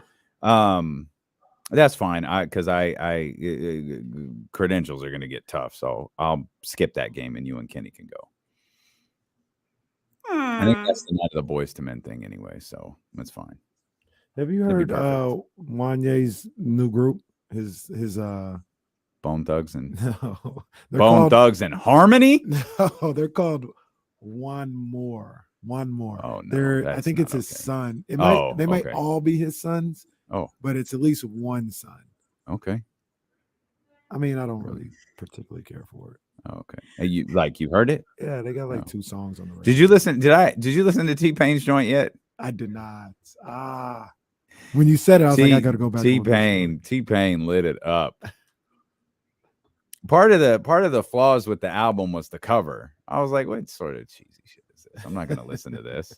It's like he's like on a bed because I think it's like T-Pain on the covers is what it's called or something like that. So he's on like a bed with like a rose in his mouth, and it's like, oh, but then you play it and it's like, yo, this dude can On go. the top of the covers. Shannon said they're all his son, and Shannon is Boys to Men like number 1. Oh, So they're all his sons. I mean, I see him trying to do some. I'm not a fan of it. did I see Skittles were being banned? Is that correct? That's what they're trying That's to do. tremendous.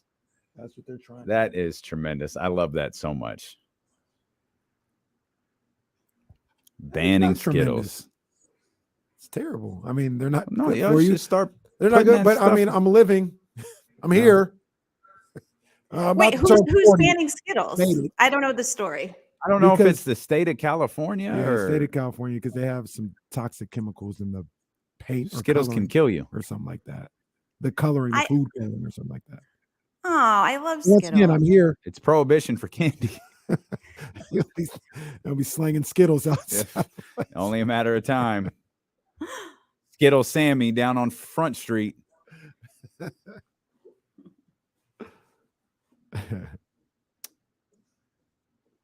Oh, don't say that, Aldrin. I kind of like Joe Coy. Oh, I don't like Joe Coy. Ooh, No, man. Yeah, all right. not What I've funny. seen, at least. Ooh, I look whipped. I am so tired. What's What's going? so Why? tired What's from? going on? I had to fly up to San Jose yesterday. It was just like a quick, like 34-hour trip. I'm just exhausted. It's good work. I was able to see my family. My brother's Minnesota family was in town, but it's just March is always really busy and it's a lot. There are a lot of And birthdays it's in March. cold and raining and depressing. A lot of birthdays in March. We're coming back. Oh, Oh, hang on. birthday.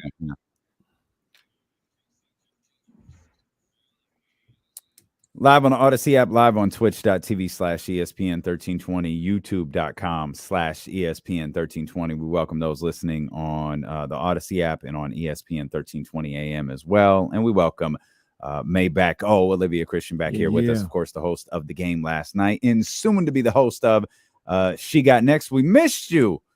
We missed you last week. How was your trip to you went to the tennis spot, right? Yeah, I missed you guys too. I did. There's a lot of fun, incredible sports stories happening. I'm like, I want to talk about this and this. But last week I was at Indian Wells, which is, Palm Springs. That's the big tournament that Bank of the West hosts every year. It's obviously not a major, so it's not the U.S. Open, the French, Wimbledon, all that, but it's a major tournament and the WTA and on the men's tour. And when I was invited by Bank of the West to go for reasons that are connected to my other life, working in branding, I was a little hesitant because I remember these things. I'm super petty. Serena Williams and Venus Williams have been protesting, or they protested Indian Wells after they were booed and heckled with racial slurs back in 2001. Mhm. And so they boycotted it until I think 2018, 2019, which of course for those people who were running that tournament was terrible because everybody only cared about Venus and Serena during that time anyway. I mean, there were some other good players, but they were killing it. But if you go onto YouTube and you look for the video, it is wild. And the concern was Venus had like a kind of last minute dropped out of a round. She was supposed to play Serena. She was hurt, so she dropped out. And the people who were going to attend were pissed. They were like, oh, Richard Williams is trying to decide which one of them is going to win. So he took Venus out so Serena could win. And when he and Venus came to watch Serena play, they were booed as they were taking their seats. And then huge crowds were booing Serena throughout the tournament. Again, not just like boo, like we hate you, boo, just the N-word and all of these things. And that is the trouble with tennis. It's like, it's still a hurdle we're getting over. Of course, this generation, we have a lot more Black American players playing, but that's the kind of history. I mean, it was 2001, not 1953. It's not Althea Gibson. It was Venus and Serena getting called the N-word very loudly and proudly at Indian Wells. But she talked about it in her book. Naomi Osaka, she was there a couple years ago. She was heckled as well, but it wasn't like race stuff with her. But she was heckled into tears. And it's just a kind of a problematic crowd that shows up at Indian Wells. A couple of weeks ago when I went, or a week ago, it feels like forever ago. When I went, everybody was super nice. I think it's mostly because I was wearing cute shoes, Kenny. People were attracted to the shoes. They love the shoes. They love the shoes. But it was a fun night to be able to sit in the suite and watch some good tennis. But I said, I'm petty. I remember that stuff. I was thinking about it the entire night. See how she kind of slid that in there? I did. Yeah. I caught Wow. that. Well, the good thing is like Serena did return. Serena and Venus both, I think, returned. So like there was that kind of full circle moment. And I think Serena even had a moment there when she returned. So, that's certainly a positive. But I'm glad you got to experience that. That's fun. I can't wait to see what you guys whip up for She Got Next. That's gonna be different. I cannot wait.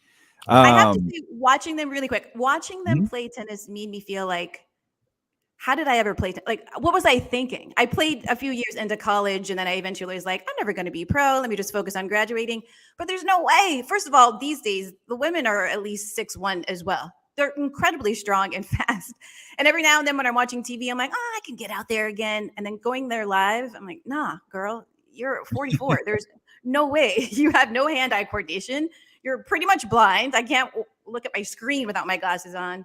But their just athleticism is amazing. So, like I said, it was a fun tournament. Now, tennis seems really, really hard. Like really hard. Like on the joints, on the ankles, all this other. Like it seems really hard. Yeah. I marvel at tennis seems like players. one that'll age you quick. Yeah. Well, tennis really, like, you need to start young so you get that muscle memory.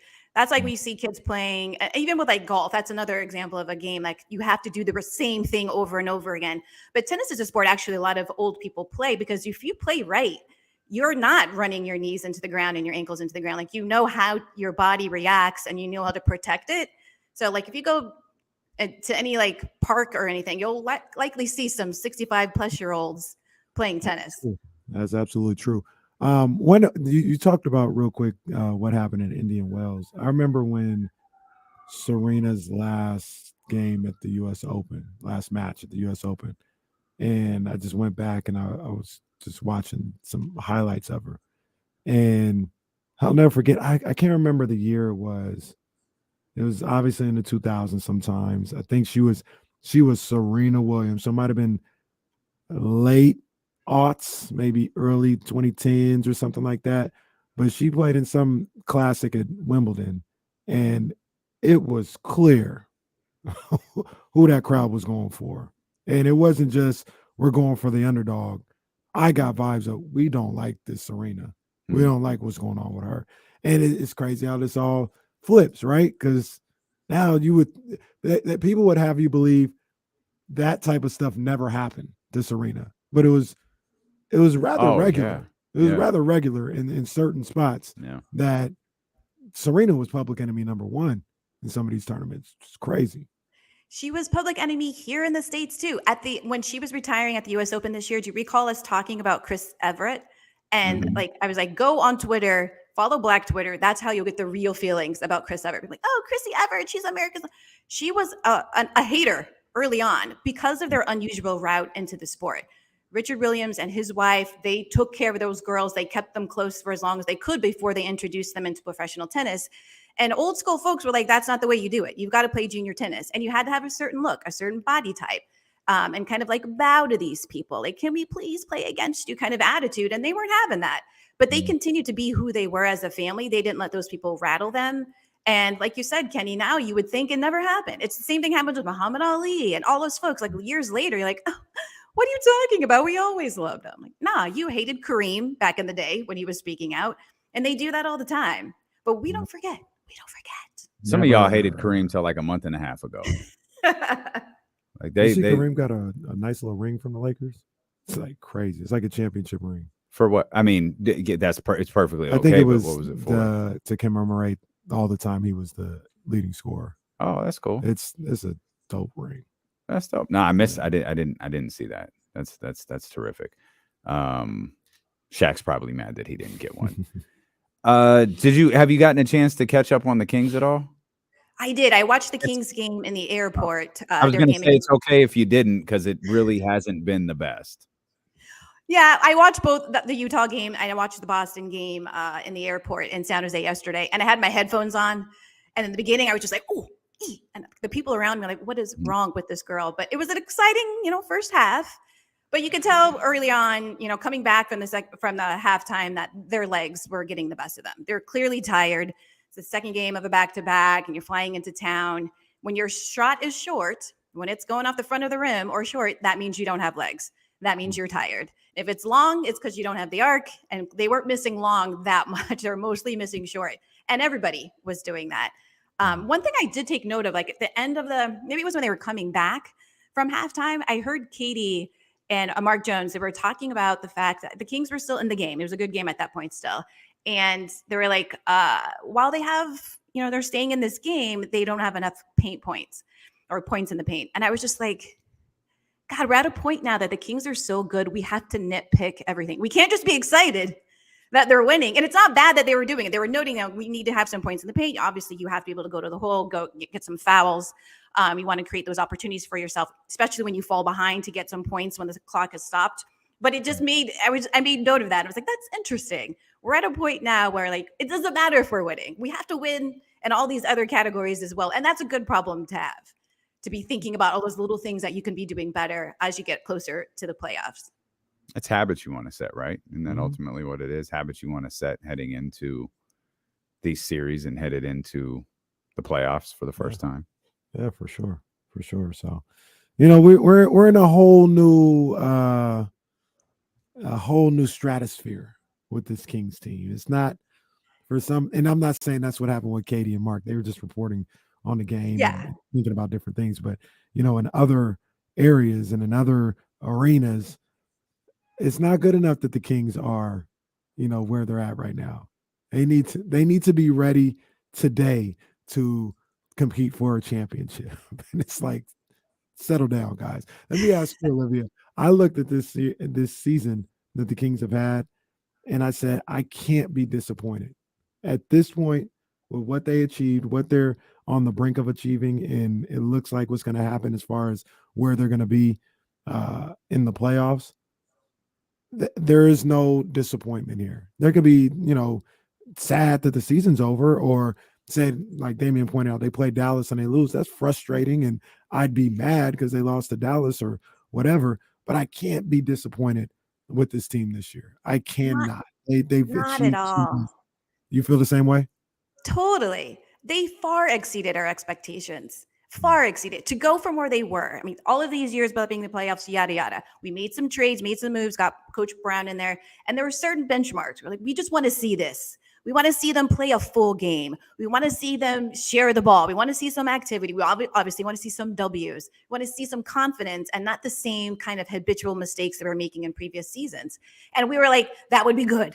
If we can get to 30 wins, if we can get like, and they have far exceeded all of our expectations. And I don't think there's any way that we could look back at the season and say it was a disappointment. Yes, it would be challenging emotionally if they don't go all the way, if they don't win the whole thing. Like, we're getting hyped about that stuff, but it's a win no matter what happens in the playoffs. It's a win for the fan base. And you're converting so many people. Like I said, I was just in San Jose and in San Francisco the last couple of days. And I've said this before, my brother is a hardcore Warriors fan, and we grew up that way. The other day, though, he was like, I'm watching the Warriors because I'm waiting for the Kings game to start.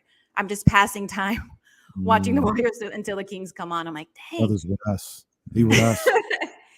But that is, and also how much fun they are to watch. Not just because they're winning, but it's a fun thing to experience, to watch from wherever you are in the country, wherever you are in the world, to watch these guys get on the court and have so much fun playing for one another.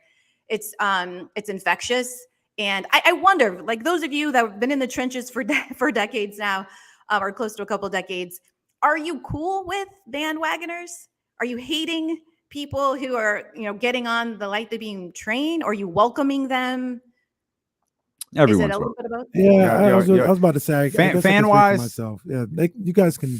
Fan wise, everyone's welcome. Some of y'all media though, y'all gonna have to. Here's the thing.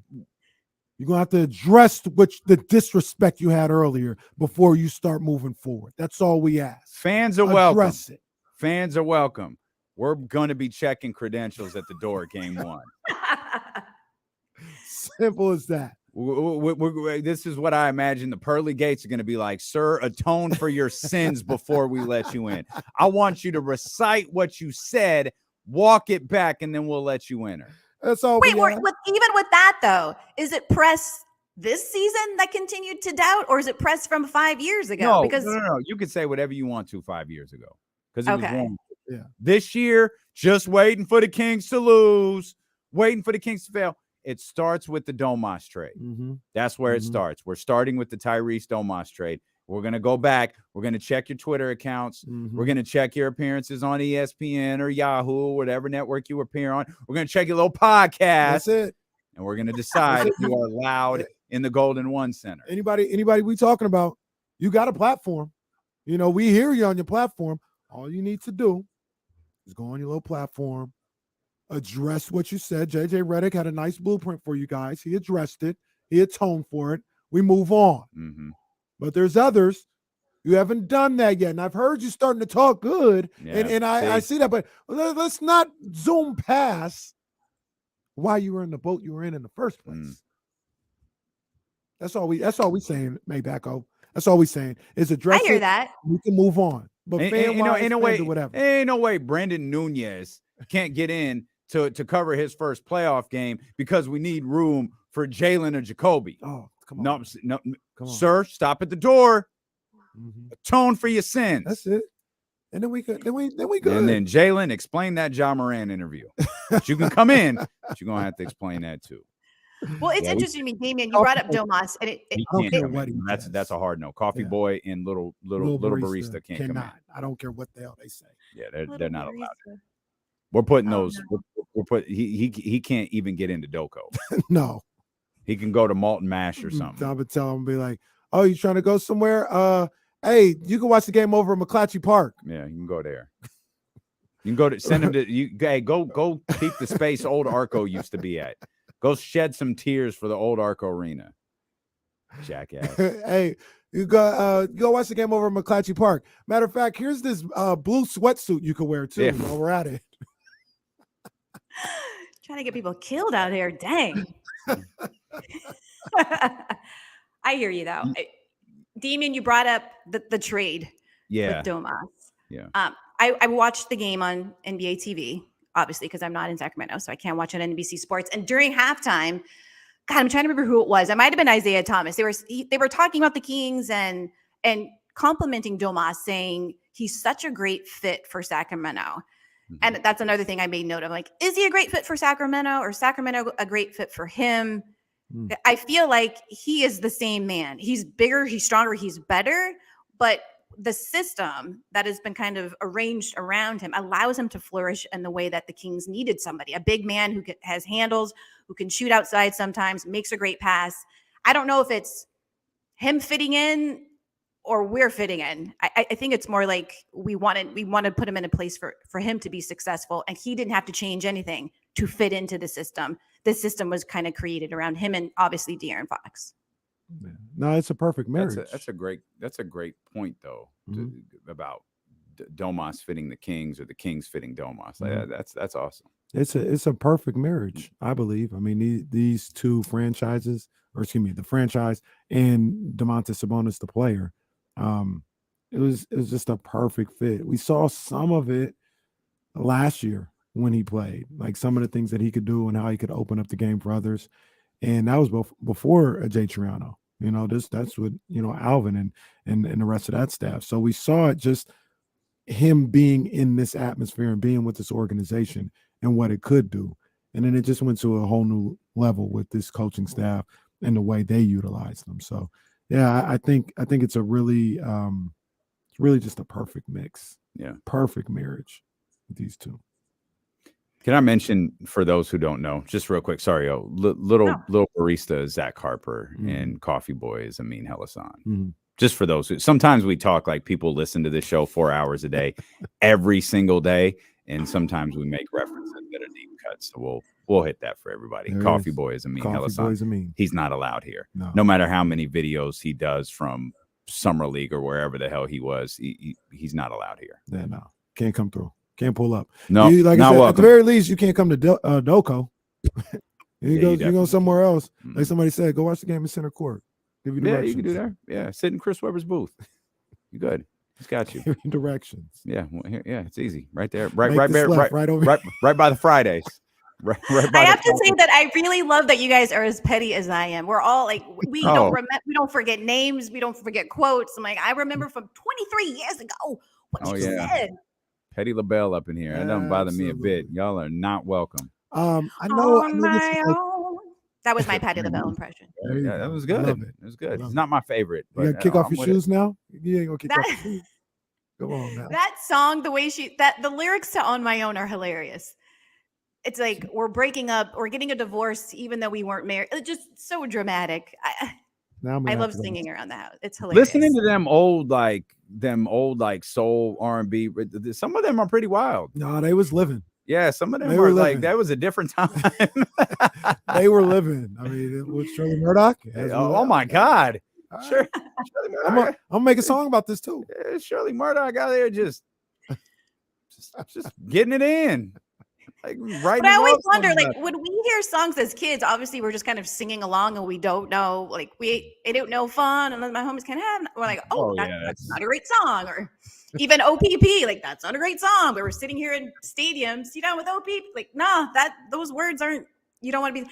But then people who are older at that time, do they know? Are they listening to the words? As kids, we don't pay attention. It's the beat and stuff. But I always wonder, like, are people really 20, 30, 40 years old listening to these songs, Patti LaBelle and Michael McDonald? These songs are racy. Now Drug I'm thinking about use. Secret Lovers. Is that Atlantic Star?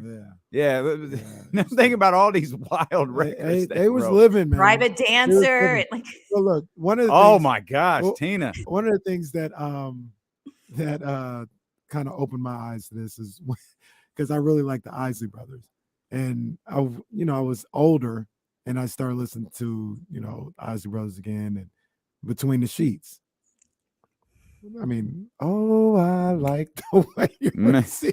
Okay, girl, I love the way you what? Uh-huh. Oh, okay, Mhm. but I can't say this on a track because Mhm. that's disrespectful. Mhm. Okay, all right, y'all doing your it's a thing. different time. It's a different time. Okay, I'm not mad at it. Hey, before you go, Listen to Bobby Brown good enough with all this in mind. I had it's like, what am I singing?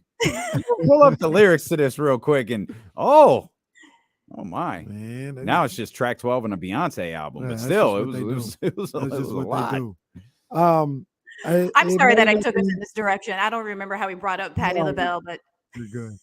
It may not be like the exact like timely thing, but I and we didn't get a chance to talk to you last week. I'm very interested in what your thoughts were on this Ja thing because you wanted to talk about it and we didn't get to it. He came back last night for the Houston Rockets or against the Houston Rockets, win for the Grizzlies. But what's, if you can, in a couple of minutes, your whole synopsis on Ja Morant? I initially was really sad. And I guess I remain sad for the situation. I was mad at the choices he made. I was mad at the people defending him initially. Like, well, he's got people around him. You never know. You gotta be strapped up because like that wasn't the situation. He brandished a weapon on live. And that was just a dumb move. He comes from a great family from our perspective. We're not in the family, so we don't know how it is. He's had some great support getting him into the league. And to make that kind of choice, I was disappointed. But I wasn't that shocked because he's super young. People make dumb decisions when they're young millionaires. When they're the up and coming, the new face of the NBA, it could be a lot of pressure. I don't know how that results in you going on Instagram and showing off that makes no sense to me. I don't see those connections. But again, not being him, I don't know how he arrived at that. And so I gave him a little grace. He's got some, people around him who might be draining him of mental and emotional energy, resources, and this is how he's dealing with it. I'm glad that he took time away to get it together. I don't know if you can get it together like that in a week or two. That's up to him and his team around him to continue the learning and growing and getting. I hate to use that term man up because I don't think men do it any different than women, but it's just growing up and maturing. But we do ask a lot of these young athletes, when you think about what you were like at 23, 24 with $30 in your pocket or when payday hit, you were wild. And this guy's this young with this amount of money. So I understand it to an extent, but I'm glad the majority of voices that were out there responding to it in the media were saying, don't do this, go get some help. Get some new people around you, go to counseling, figure it out because you don't want to mess up your future doing stupid stuff, totally avoidable things. It wasn't like he got caught on camera in some private moment. He published this himself. Mm-hmm. So again, I'm glad that he's back. I think the league is better for him, better with him in it. And I hope he gets some people around him that can help him make these better decisions until he feels confident in his own decision making. Okay. Verdict's still out for me. Mm-hmm. I'm going to need to see a lot, especially with the display from come on, man. Dad and uncle. It's like, all right, man, this is what we're doing. Okay. I lost all confidence in this whole thing as soon as I saw that. Yeah. So I hope it works. And I hope the brother's in a good place. Glad you're back. It was only a week, but we definitely missed you. We're entering a really exciting time. So, we are excited to hear what you got for us as we keep it moving. That's Olivia Christian. Make sure you're following her across all of her social media platforms so you can keep up with the game last night. And, of course, find out when She Got Next appears on your television sets. We'll come back. Hollywood Hill, Bonta Hill, set to join us. The heel, Bonta Hill, set to join us in about 30 minutes. Matt George right after that. Much more ahead. We got to send some prayers out to one of our own as well when dealing with KC return here on Sacramento Sports Leader, ESPN 1320. Clear. Wait, Damon, can we talk about Ja really quick? Yeah. So I think I mentioned this a while ago. I really love seeing Black dads show up at games and hug and love on their sons because of the narrative about Black dads not loving their kids. I loved how much John Morant's dad showed up. I did think and continue to think he does too much. We get that you look like Usher. You aren't actually the player. You're just the dad. Watch the game, and that's enough. Everything else with him and his friends and all these allegations about what they're doing with teenagers and the red laser thing, all of that stuff is crazy and troubling. But I do think it comes down to the people around him. And that's why I'm hopeful that if he changes that, he is in the position of power here. Everybody else is broke without him, right? So everyone who's his homie going out and doing stuff with him and partying, they're on his dime. So he gets to make the decision. So I want those people to be changed and, again, seek some help to help him organize his life in a way where those mistakes, they aren't running him. He's running those folks. Like LeBron. Get some people around you. If they want to be a part of your journey, then get some jobs, get some skills, and create some opportunities. But just going to bars and clubs, that ain't it. I hesitate, to make a sweeping conclusion about him because I don't know the man, never met him, don't know if I ever will, and I don't know, the real him. One of the things I kept thinking about when people talked about the people around him is I don't know how I feel about Ja. Like I think a lot more of it is Ja than people care to give credit for. I've always said he comes off very arrogant, and I got questions about his own character, let alone his decision making and the people around him. So, and I haven't seen a whole lot to think differently. I just think he is who he is. So, hopefully, like all we're asking for, he don't have to be this great person or anything like that. Just stay out of trouble. Just don't take your guns out and point them at people. Don't take your guns out. Don't beat up high schoolers. Don't threaten people and live your life, bro. Like do what you do. Just don't do that stuff. That's not okay. Yeah. One last thing. I texted you guys this on a weekend. You didn't reply. And then when I texted you again on a weekend, you were like, why do you keep saying we don't text you on a weekend? I texted you a video of Grambling Historical Black College, their softball team singing during a game. Did you watch that video? Yeah, I saw it. I do not recall this. I remember it. Balls I'm in just the dirt. curious. Balls in the dirt. What would you want my response to that text to be? Well, initially you thought I was got crazy. it. I was like, oh no, I didn't think you were crazy. I thought you sing during softball. What are you? Your children? You sing because you can't pay attention? I was like, no, they're adults. No, I did respond to you. I responded with the hanging up the phone gift. No, that was when I said that was from this past weekend. That was a different one. I thought the act was weird. I wasn't questioning whether it would happen. I thought the act that whole process to me is weird. Let's go to the tape. I believe you thought it was childish and uncommon. It actually doesn't matter, but I cannot stop singing. We don't want that pitch. We don't want that pitch. Because I'm like, throwback. Of course, my team, we didn't have that kind of beat. We didn't have that kind of, those songs weren't like that. It was like 10 song? White girls and me. I was going to say, what were your songs? Oh, never mind. We got to go. We got to go. Well, we were getting chastised by Olivia during the commercial break. We are not responding to texts quick enough. We are not responding with appropriate responses. Man. Hey, can we send some love to Rhys Hoskins? He left the field after a non-contact injury. He was fielding ground balls and he went down and it did not look good. And that's one of our guys, man. Absolutely. Absolute Sacramento's finest. Yeah, that sucks. That absolutely sucks, man. So did you hear any update on the severity of it? Or That was a couple hours ago, so I Yeah. don't know that we'll get that update. But obviously, anytime someone goes down in non-contact form, it's Mhm. extra scary. Mhm. And then when it gets the response that it did, looking at some of the stills and the videos, it looks so extra. that is just not good. Not good. Get well soon, man. And prayers up. Indeed. Okay, this is weird. I can't believe I'm gonna do this, but Bonta Hill joins us. By the way, Hollywood Hill joins us in about 30 minutes or so. Matt George is going to join us right after that. John Hollinger proposed something interesting today. Oh, the John Hollinger? The John Hollinger. Our guy, John Hollinger. And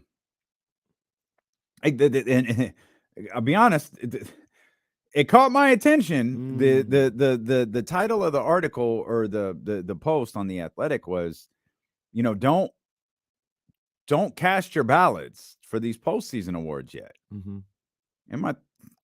Finally see what John Hollinger's got cooking. And of course, he talks about most valuable player. Yeah.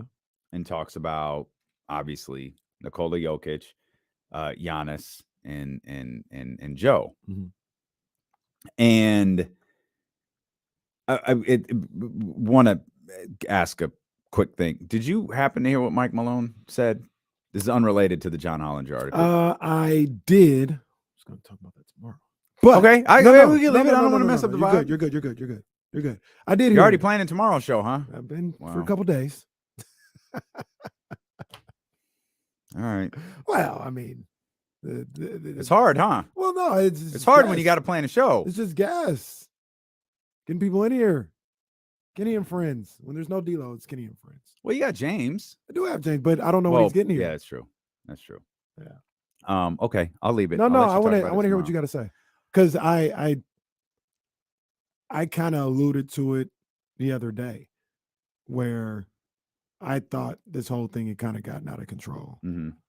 And is it because of ESPN, the Kendrick Perkins, JJ Redick stuff? Yeah, it plays a big part in it. NBA Twitter plays a big part in it.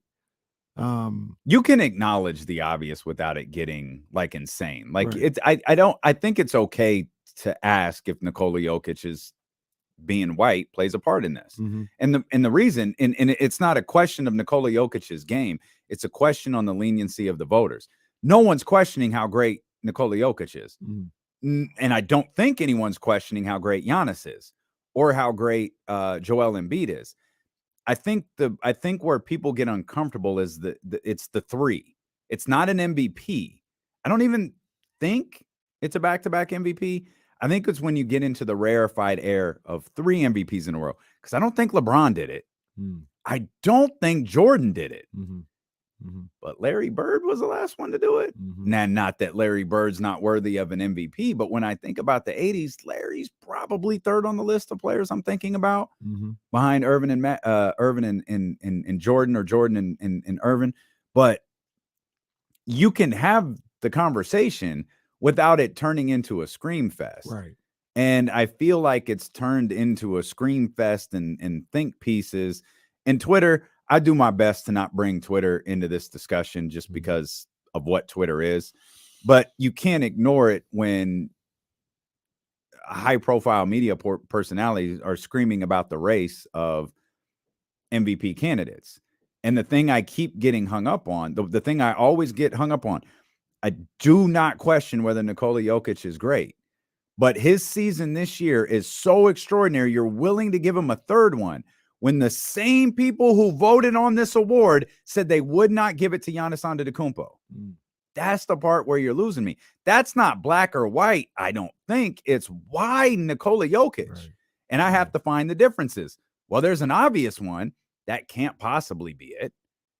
Or can it? Like, I think it's fair to have the discussions without screaming at each other about it. And it's a question. That's a question no one has ever been able to answer. Yeah. Why Nikola Jokic right now when it couldn't have been Giannis Antetokounmpo 2 years ago? Right. And the thing that I said the other day was like, look, I looked at Jokic the other day and I started to feel bad for him, just like seeing it. He didn't ask for it. All he's doing is playing the He's best just playing basketball ball. he can, Yeah.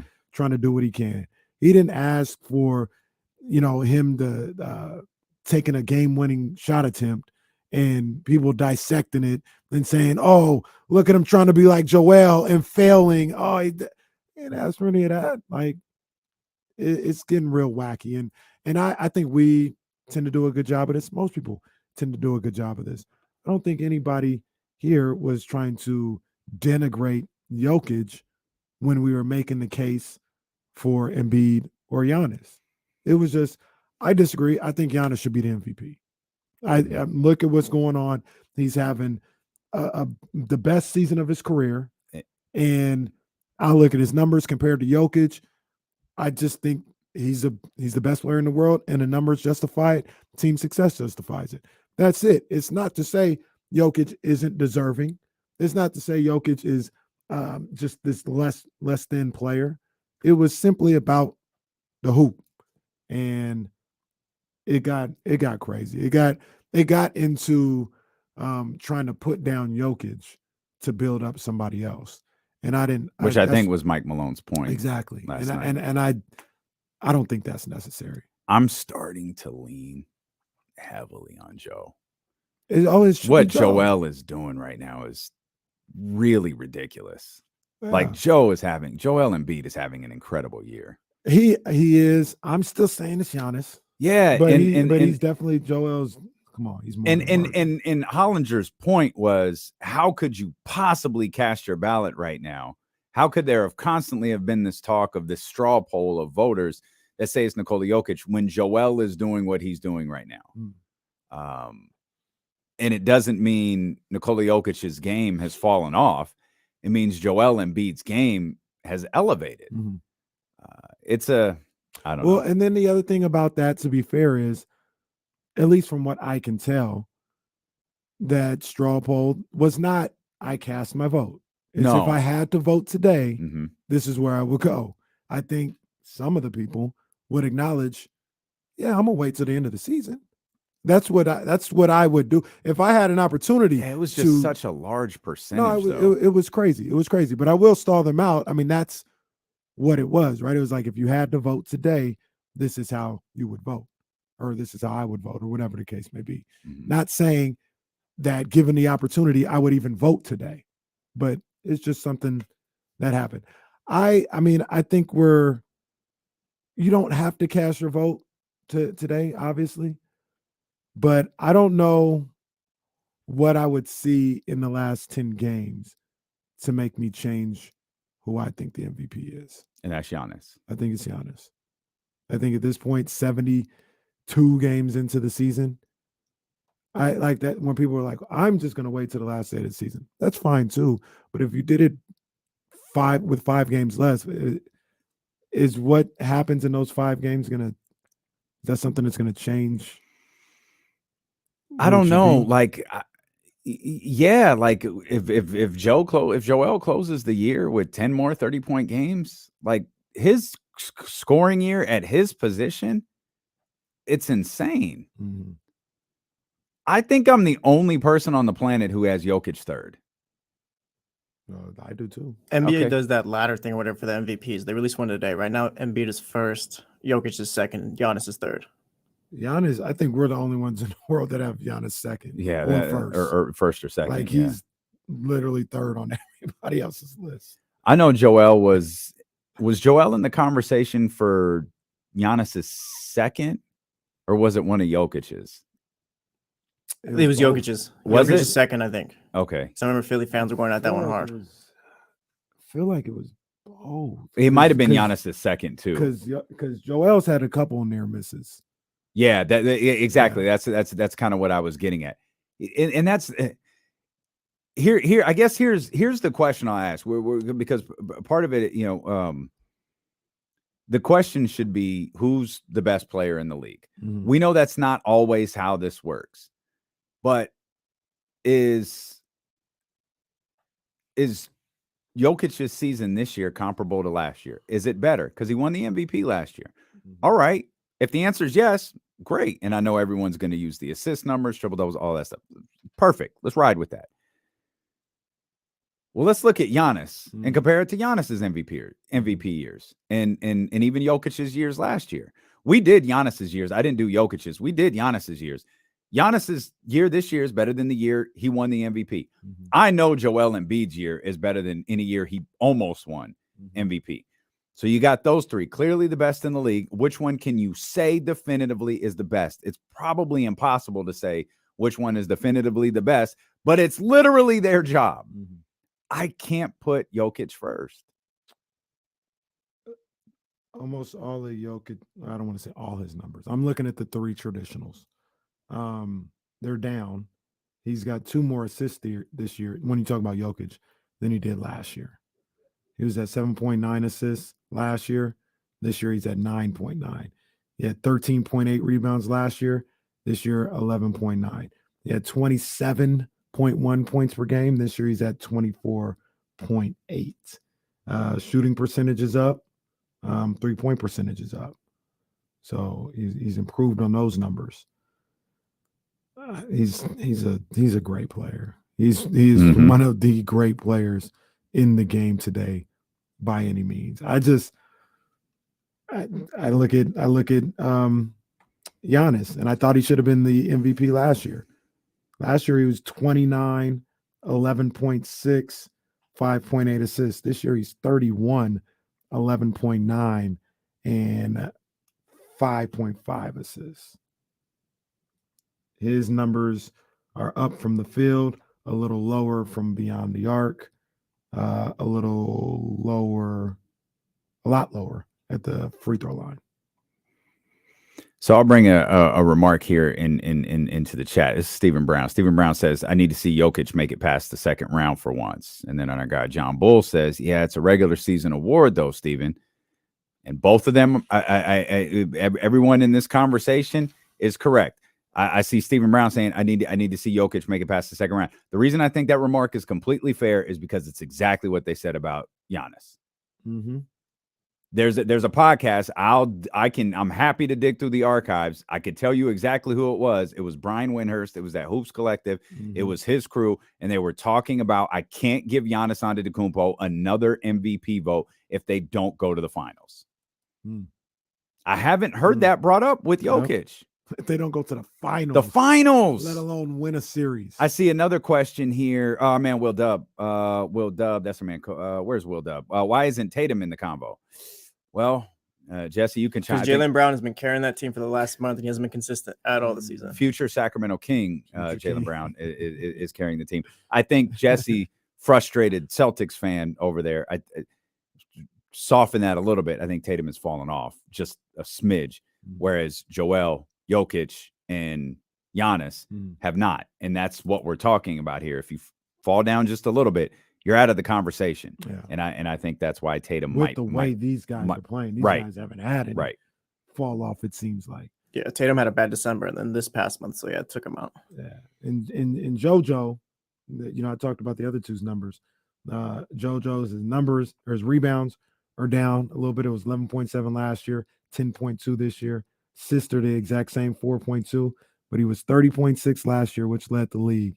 He's 33.2 this year. Wow. He's shooting field goal percentage is up. It was 50%. It's 55% this year.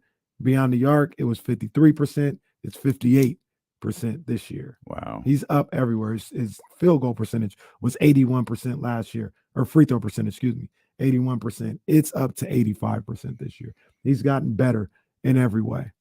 His team's better this year. His team is performing better this year as well. I say it's Giannis. I mean, everything right there points to is Joel Embiid.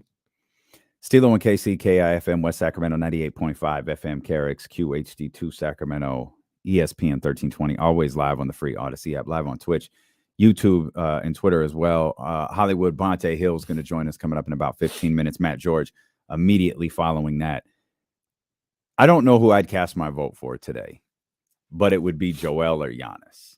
And I would probably painstakingly go. I would probably have Wilsey by my side with a cup of coffee going through every metric we could possibly find to determine who's better. Because even the eye test, I don't know. Like what Giannis did to the Kings a week ago just left me walking away. There isn't a better player this year. Oof. There isn't a better player on the planet Mm-hmm. than Giannis Antetokounmpo. That was the moment, and that's how I feel. And I believe that statement to be accurate. I don't think there's a better player on the planet than Giannis Antetokounmpo. Now I see Joel.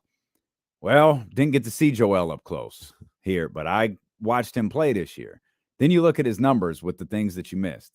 It's tough. Yeah. And it's almost, and that's the importance of, I think that's the importance of these voters seeing these guys in person too, or watching games in totality and not just highlights. Because you couldn't tell me nothing about Giannis Antetokounmpo when that Kings game was over. Yeah. There's that was it.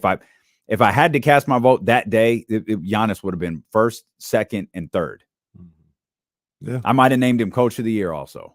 I would have given him every postseason award. Executive of the Year. He would have gotten them all. Media personality of the decade. He would have gotten. He would have gone to the Hall of Fame. Yeah. Just like, this dude is ridiculous. Here's another thing that to talk about Tatum, and like when Jesse says what he says about Tatum and Jaylen Brown, that I think is a little unfair to Jason Tatum. Jason Tatum gets the 1A defender every night on him, every single night. They even talk about the finals. Wiggins was on who? He was on Tatum. That's what he gets every night. Not saying they don't game plan for Jaylen and they don't, look at him, but the number one goal every night is to stop Jason Tatum. And you even look at these big guys. I'm not saying Tatum should be ahead of them in the race, but there's times when Joel goes up against just some random 6'10" guy. He abuses them. He abuses like the really good 6'10" guys too. So he's great. But Tatum gets everybody's best defender every single night. And he does it from everywhere on the court, whether that's 10 feet away to 25 feet away. He's got to deal with the entire defense looking at him and the other team's best defender. So I always think about that with Tatum when people kind of compare him and Jaylen. I'm like, and I think we'll see Jaylen in that situation at some point in time. But it's a little different when everything's on you. You agree, Jesse? To a point, but it's like if you're going to be this MVP type player, like that's not a good enough excuse. I don't think. Like you can't have bad months. That's fine, but when you say Jaylen's carrying them, though. This past month, yeah, Tatum has had some real funky games as of this past month, since the All-Star break, for being real. And Jaylen, I think since this last road trip, he was averaging like over 30 a game and stuff like that. So Jaylen's been playing a big part as far as keeping him up, while Tatum has been struggling. I think he's fourth. I think Tatum's fourth. And I honestly, fifth is probably Donovan Sabonis or Sabonis and Donovan. That's, I mean, I don't know that they go to six, but NBA ladder still has Luka, by the way, so fifth. He's been fifth for like the last 3 weeks. That hasn't changed. Okay. Do with that what you want. nothing. I mean, They have been trying to force a Luka Doncic MVP on us for a long time. Bro. Now they're just content, like, well, we can't, so let's just put him in the top 5. Bro, I'm gonna tell you this. There's a part of me, and you may call it a hater or whatever the case may be. I don't hate Luka Doncic by any means, so that's not what it is. But I mean, I feel like you got to bring in his All-NBA into question if they don't make anything. He's having a phenomenal year. They're not going to do that. But this goes back to what I said. You have 2 guys that didn't make anything on All-NBA. Shea and Luka. Well, Dame. Oh, Dame. Yeah, that's right, because Shea's going to make something. Yeah. Which will tie into the whole reason I brought up John Hollinger's article. Yep. It's exactly what they're going to do. You know who I don't think makes it now, and I did wonder if he would, is I wondered at where Tyrese would finish in this. And like now he can't be in the, like he's not playing anymore. Right. It's the Tatum thing. Like it was a massive, it was an uphill battle for him anyways. Not that uphill, but a little bit. Right. But yeah, that's exactly what's going to happen. Dame is going to make it, deservedly so, and Luka Doncic is going to make it. phenomenal players, but yeah, I don't know. What caught my attention in this article, because he brought up 3 specific categories. MVP. He did bring up Rookie of the Year. Mhm. I thought that was a little bit of a stretch. And he talked about your guy. I say your guy because we just watched him play, Walker Kessler, Mhm. and how he's played this year. He brought him up just to say I'm bringing him up.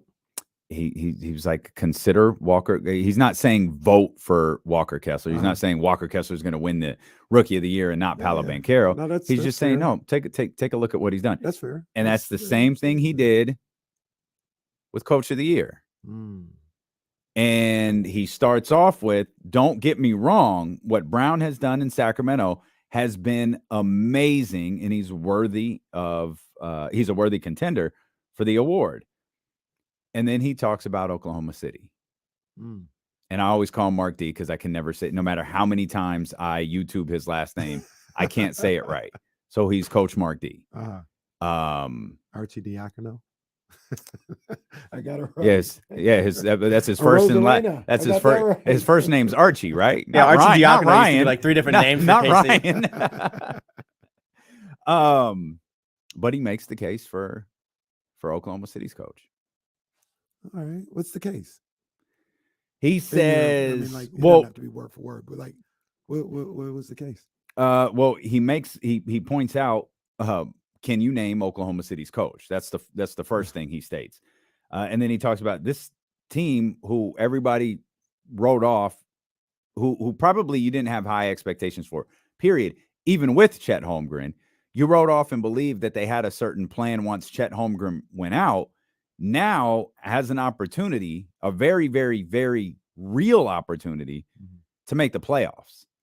Not the play-in, but the playoffs. And he's noting that that's as worthy of an accomplishment as what Mike Brown has. Again, I think that's a little revisionist history. There were some people talking about the Thunder. Post Chet's injury? Yeah, it was always if they let SGA play. I think I what missed they could that. do. Not saying they'd be 6 or anything like that, but they're always, what? Don't sleep on the Thunder. I didn't hear anybody outside of Mark Spears saying that. But actually, I take that back. Mark Spears said it. Bill Simmons said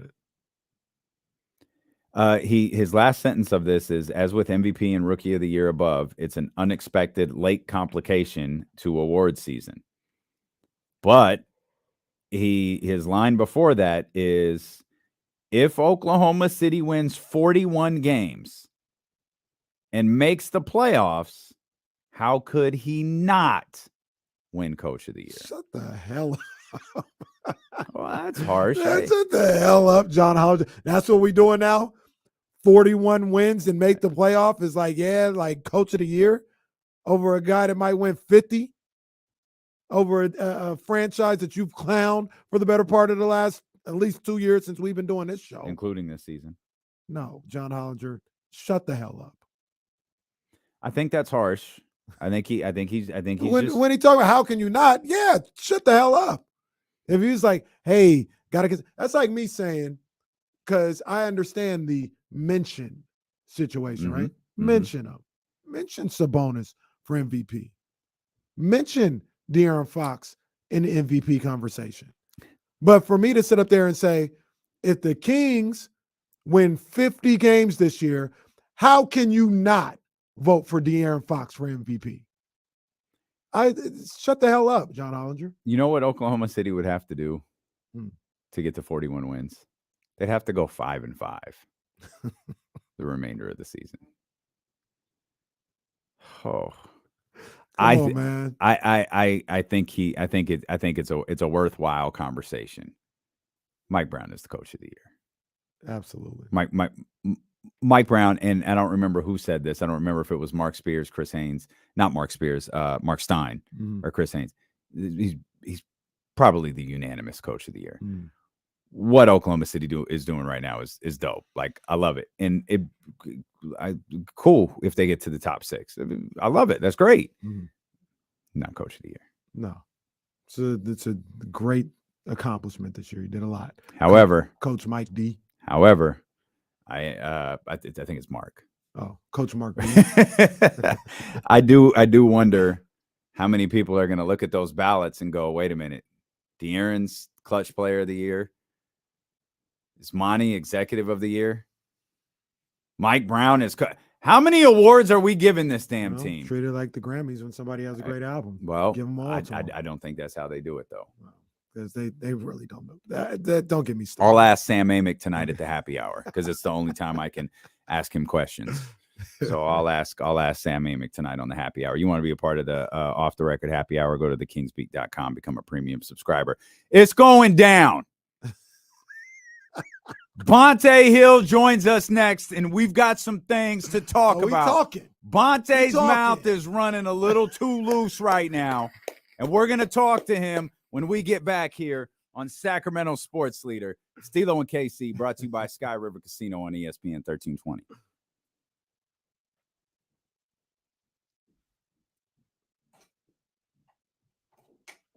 Okay. All right. Somebody mentioned Chandler Parsons in here, and isn't that who Mark Cuban is behind? Have you seen that little classic photo of Mark Cuban looking stupid during a game, like he's mad about a call or something, and he's hanging out. Isn't it Chandler Parsons? Yeah. Stupid ass picture.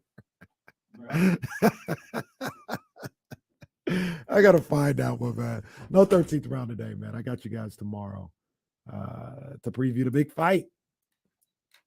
The big fight. Let me see. I want to see this Mark Cuban, Chandler Parsons. I get this OKC coaches like doing a good job and stuff, but you shouldn't get coach of the year consideration for being an average team. No, he's doing a really good job. Doing a really good job. Don't want to take it away from him at all. Yeah, you don't get awards for finishing 500. Here goes this stupid. I don't know if y'all can end up seeing it. Look at that.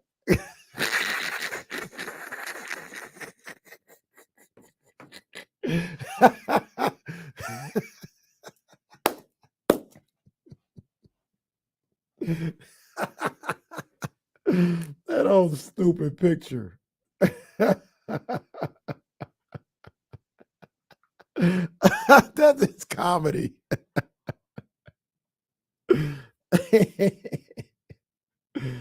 Oh man, what a time. There you go. You're 100% correct, Mrs. P. If the shoe was on the other foot, they would say the same. The Kings don't get an award for finishing 500. Absolutely. Same energy needs to be kept. Rory, if they wanted to do that, I mean, they'd be wrong, but fine. If they want to do that, I can understand that. Sam Presti's done a great job. He had a great draft. He didn't do much in free agency, but whatever. I don't know what the hell he was the executive of. I mean, like I said, maybe it's the draft, but fine. They want to do that, sure. That's the thing too. People say like, everyone expected OKC to suck. Yeah, you guys expected the Kings to suck too, and they're much better. Thank you. Ramsey, no 13th round today. We got you tomorrow, big dog.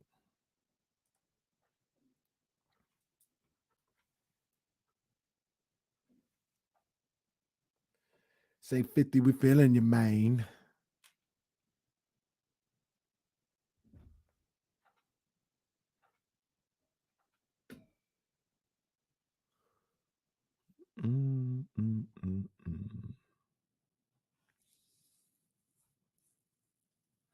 Well, that's a hell of an over-under.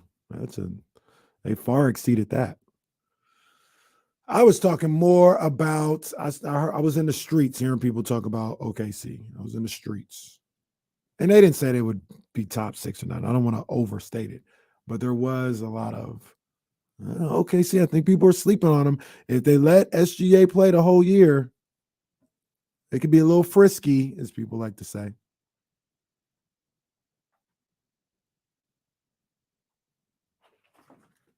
But once again, the whole "how can you not?" That's when it gets ridiculous.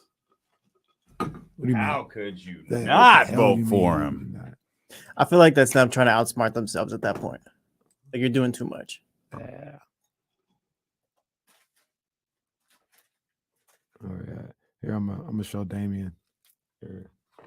Damien, this was the classic right here. This is the classic.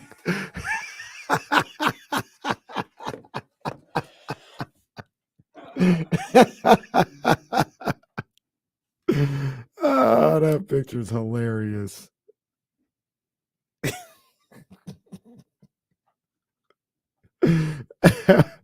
Maybe he has, because that's the only picture I've been able to pull up on Google Images of it. One got through the weeds.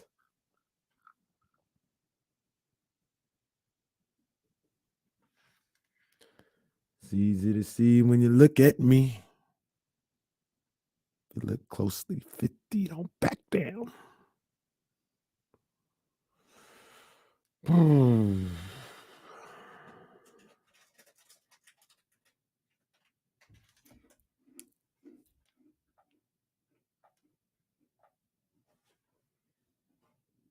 Did he he got the link, huh? Yeah. All right, I'll make I hope sure. so. I'll send it to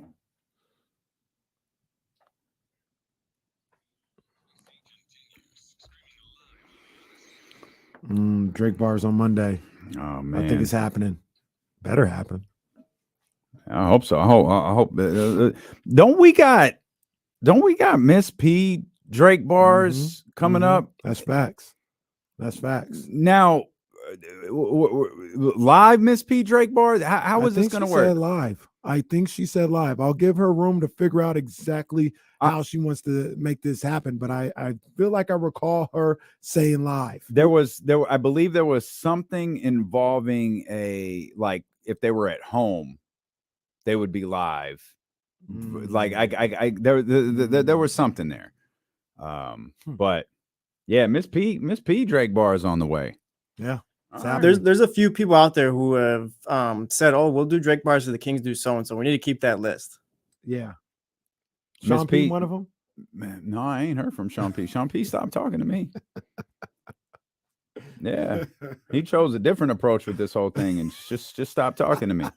I ain't heard from Sean P in months. It's like I ain't heard from Bonta Hill. We told Bonta Hill, hey, come on the show. Come on, man. You've been running your mouth down there at 95.7 The Game in San Francisco. You got something you want to say? Come say it. Look at no Bonta Hill. He ain't in the green room. It ain't like we waiting for him. He got the link. He got everything. Ain't no Bonta Hill Where here. he at, man? Is he ducking the smoke? Hollywood Bonta Hill. Is he ducking the smoke? I told you. He was, oh, yeah. Now my man Bonta hated had to be him. See, I was minding my own business. I didn't know nothing about this. I was consumed with the Kings and the Celtics. I wasn't on Twitter. I was trying to take the notes for the show, looking at where all of this went wrong. And it wasn't until the next day. Oh, Bonta Hill was talking. Oh, was he? Let's go take a look at Bonta's Twitter account. Oh, Bonta talking. Oh, yeah, look at this. Yeah, look at this. Not since Hulk Hogan walked the aisle at Daytona Beach and dropped the leg on the Macho Man Randy Savage has there been a heel turn as big as the one we experienced this week. And here he is. Hollywood Bonta Hill. There you go. Hollywood Bonta. Look, he got the black beard in and everything. Hey, listen, you see all these grays? Because these Warriors are stressing me out here, okay? I got all these gray hairs for everything going on. I got to deal with Shasky every single morning and talk him off the ledge. But the worst part about it is, fellas, and I love to be on this show, and I'm sorry I had to be under these circumstances, but I had to fire these tweets off. First of all, I let the Drake bar slide back in November when basketball just started I did send shots on the Drake bar. I did. That is true. That is true. I did some shots. I did. And I listened to it about 20 times. I said, damn, those are hard. Those are some. I mean, he had to be butchering them, but, he had to go back to back on this. But Kyle Draper, this one I'm throwing Kyle Draper under the bus. Because my man, while you guys are rolling Saturday afternoon in the nation's capital against the Wizards, just coasting up 25-30, I said, damn, Sacramento is rolling right now, right? I don't know if I want to see those boys in the first round. Warriors getting rolled by the Grizzlies. And Kyle Draper had to say over there at NBC Sports California/Bay Area, we need the big studio for our post-game show. We need to be in the big boy studio. I said, hold on, wait a minute, man. We the champs, all right? We've been holding it down for an hour on pre and post, and he talking about we need the big studio. I said, oh, no, hell no. So I go to my car, rough night, Grizzlies. I'm flustered, man. I said, I don't know what's going on, or even making the play-in down here in the Bay Area. And I get to my car, and on my windshield, it's a piece of yellow legal paper, and it says, like the beam. Now, I've been out here tweeting about Sacramento being fun, rolling left and right. Hey, man, it's a great story. They deserve the playoffs up there. My boys, Kenny and D-Lo, the talk of the town. D-Lo giving people a little wave, the half wave with the leather jacket and golden one. I said, I'm proud of these boys. And somebody had to put the piece of paper like the beef. So I sat there, watched the Celtics game on Monday, said, watch this. I'm not even going to empty the clip on these dudes. I'm just going to say there's levels to this because D-Lo out here talking about finals opponents. I'm like, whoa, wait a minute here. Wait a minute. Let's just get through the second round. Talk about a Western Conference sell-on matchup. So I had to find some tweets off because some of the Kings fans have been a little cocky and a little arrogant. I feel it. I do to my core. But I knew it was a matter of time before D-Lo and KC started popping off. They had already converted my boy Kyle Batch into a Kings fan. I don't even see a watch Warriors game no more. He's jumping on ESPN 1320. Bonta who? 95.7 what? Oh, I wanted to go to one. I said, damn, that's how it's going down. So, you know.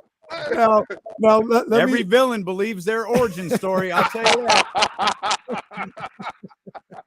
that. now let me say this. I will say this because you know I took it all in on what was that Tuesday. I saw the Bonta tweets. Hell yeah. Pause. Settle down. Pause. I had to get it up.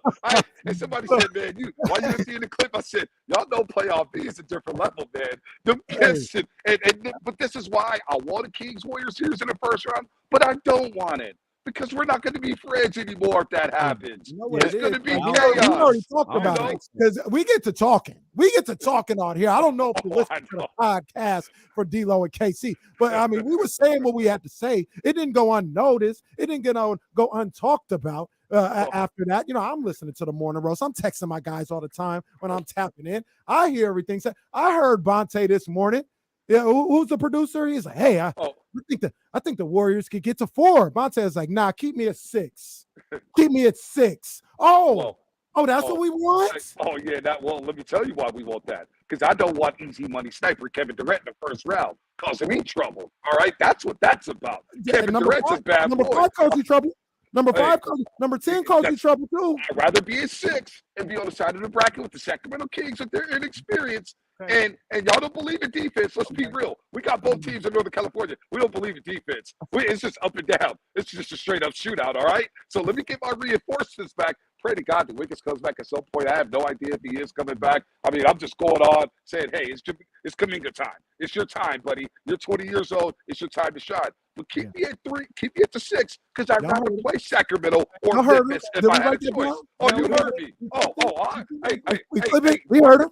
I tell everybody in the 916 because the streets been talking all the way from Sacktown down to the Bay. They told me when KC and D-Lo was talking about me the other day. I said, oh, really? So the streets are talking. They're sending me clips left and right. Trust me, we got a lot of family up there in Sacramento, a lot of roasters and a lot of supporters in this show right here, the best show in Sacramento, D-Lo and KC. So the streets were talking. I said, yeah, keep me at 6 because I don't want those problems with KD. I'd rather deal with Sacramento, the Cowbells, even though that stretches me out right now. I'd rather deal with y'all than the Phoenix Suns and Kevin Durant. I'm just saying.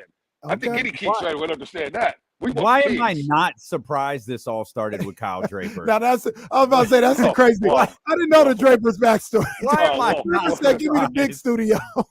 So he said, and Kenny Thomas is right there. Kassim Gibson is right there. They got their little corner. Thought he set foot. Last year I couldn't find the Kings. Hey, where they watching the Kings game at? Draper is tucked off in some office on the second floor. Now they in the middle of the control room with their feet kicked out, ties loosened up, talking about, yeah, we should be in the big studio. I mean, Draper, earlier this season, the Kings came down to chase it. I forgot somebody got dunked off from the Warriors. Who was that who dunked on somebody? Y'all would remember. Man, it was vicious. And Draper got all out of his seat. And Bully's looking at him like, yo, calm down, dude. You the Sac Kings, homie. Chill, dude. And so Draper's been, he started this. I'm throwing him under the bus. And I'm telling you, somebody had to troll me and put the beam on the Batmobile. Probably I Draper. like the beam with y'all. I like the beam with y'all. And Kenny That was Thompson great. trying to be humble. But when he said we need the big studio, I said, hold on, man. No, it's not going down like that. Y'all get back there to Golden Gate Studio in a little 5x5. We got the big boy studio with the demo wall and the breakdowns, Draper. So it's his fault. And now we got me turned up waiting for a series between the Warriors and the Kings. And I hate it because Drake Barr's going to be coming left and right at Shasky and I. And I already know how Shasky going to start off. He going to pop off, turn red and that light on your microphones and start ripping every Kings fan and everything in Sacramento. I said, oh, damn, I can't go to the 1-6 no more. I want to squeeze in burger. You know what I'm saying? I want some barbecue up there by going to one center. Now I can't go to Sacramento. So let's just hope. Let's just hope we don't get this series, man, because it's going to end friendships. Hey, I'm going to tell you about that. I text you, bro. I told you the people need to hear from you. The numbers are going up right now. They heard Bonta was on there. The numbers are going up right now. Trust We me, I wanted know. to hear from you because, like I said, shout out to Odyssey, shout out to Stacy and the whole Yeah. crew. We Oh. always connected. We always listen to you. Hold on. and One thing people about Casey. listening. Let me tell you, Stacey Kaufman. Through the grapevine, and I hope Stacey's listening. Hey, man, you bringing some clients down to Chase Center, man? Bring them by the gatehouse. Oh, no, we have at Dakota One today. I'm trying to sell something. I'm bringing them to Dakota One Center. Oh, so Stacey Kaufman's now wearing purple and You black. know why? So, She's bringing them to D-Lo and KC. That's why. She's bringing them to us. I mean, This is where the power lies now, Bonta. Right here. This is where the power lies now. See, I don't like this, man. Y'all out there wearing Gucci courtside. Nobody even care about my Gucci's no more. They don't even ask me about my shoe game. Y'all out here waving to every Kings. And look, I'm not allowed in Philadelphia. I'm burned all bridges in Dallas. That's fine. LA doesn't like me. Boston doesn't like me. Chicago, I'm on their hit list. Sacramento, I got love for y'all, man. The 916, man. It's it's a Cali thing. NorCal. Yeah. But We got love, but I mean, like we already said it. We already know what time it is. If the series happens, it's gonna happen. You're right. There will be Drake bars. And in one of the bars, I'm gonna talk about Draymond's 2, 4, and 2 performance. I'm going to do it. Let me ask you. Let me ask you a real question. All fun aside, that was a huge win for you guys, obviously. With huge. Oh my gosh. I slept so well last night. We've talked about how that second unit is the difference for Sacramento. How that could be the difference between them making the playoffs and advancing in the playoffs. Y'all got. I'm gonna stop short of saying peak Draymond Green last night, but you got a really good version of Draymond Green last night. Really is that the difference for you, for the Warriors, making and advancing in the playoffs? Well, Draymond, I'll be real. He's been good for the most part. Now, the off-the-court stuff, he drives us crazy like he drives everybody else crazy. But in the second half, he played hard. I mean, he was everywhere blocking shots. He went on a personal 7-0 run in the third quarter. No doubt that's the Draymond you need, but I expect to get that Draymond when it's all said and done. He's come through for this organization time and time again. Even last year in the finals, man, he got benched in game 4 in the fourth quarter. He came back and he was a bit reckless in game 5, but that's what Draymond does. And he took Boston out of their elements, talking, bumping, illegal screens, you name it. I mean, hey, it's Draymond doing what Draymond does. So I don't really worry about him. It's if Wiggins doesn't come back, and we have to assume that he's not coming back, and that's 19.6 rebounds and a lockdown defender, then can Kuminga and Jordan Poole step up? And it just I mean, if you don't have Wiggins, all of a sudden Kuminga is going to be spot starting, and he could get in foul trouble, although he's coming along, but he's 20 years old. And he didn't play last year in the postseason. And Jordan Poole, for whatever reason, he can't shoot the 3-ball. His three-point percentage is worse than Draymond Green's right now. All right, folks? He's in the low 30s, which is insane. Now, he's giving you 20 points, but it's not impacting the game like it should be. So, defensively, he's a traffic cone. I worry about him in the series against Sacramento when they're running up and down, and they pinpoint number 3, Jordan Poole, saying, oh, yeah, we running the action at him. And that's a bucket all day long. So, even if you get that Draymond Green D-Lo, it's not enough. You need Andrew Wiggins. You need your former All-Star. You need the guy who's the second-best player in the postseason, two-way Wiggs. So even if Wiggins doesn't come back, you could have Draymond Green play like he did in the second half last night. It won't be good enough to beat anybody in the first round, let alone Sacramento, Memphis, Denver, Phoenix, Clippers. That won't be good enough because you need Andrew Wiggins. I do think the Draymond balled out last night. You know what I mean? Like he plays. Like I said, I'm a consumer of my guys on the morning roast, and they be talking when we was talking about Draymond about a week ago, and I don't saying Kenny Caraway don't think Draymond's no good. Yeah, I mean, look, he all right. He cool. Last night he played really well. Like he balled. No doubt.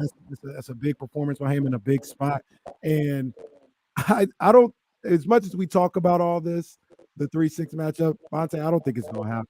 When you talk about how Phoenix is playing without Kevin Durant, Paul George going down for the Clippers. Yeah.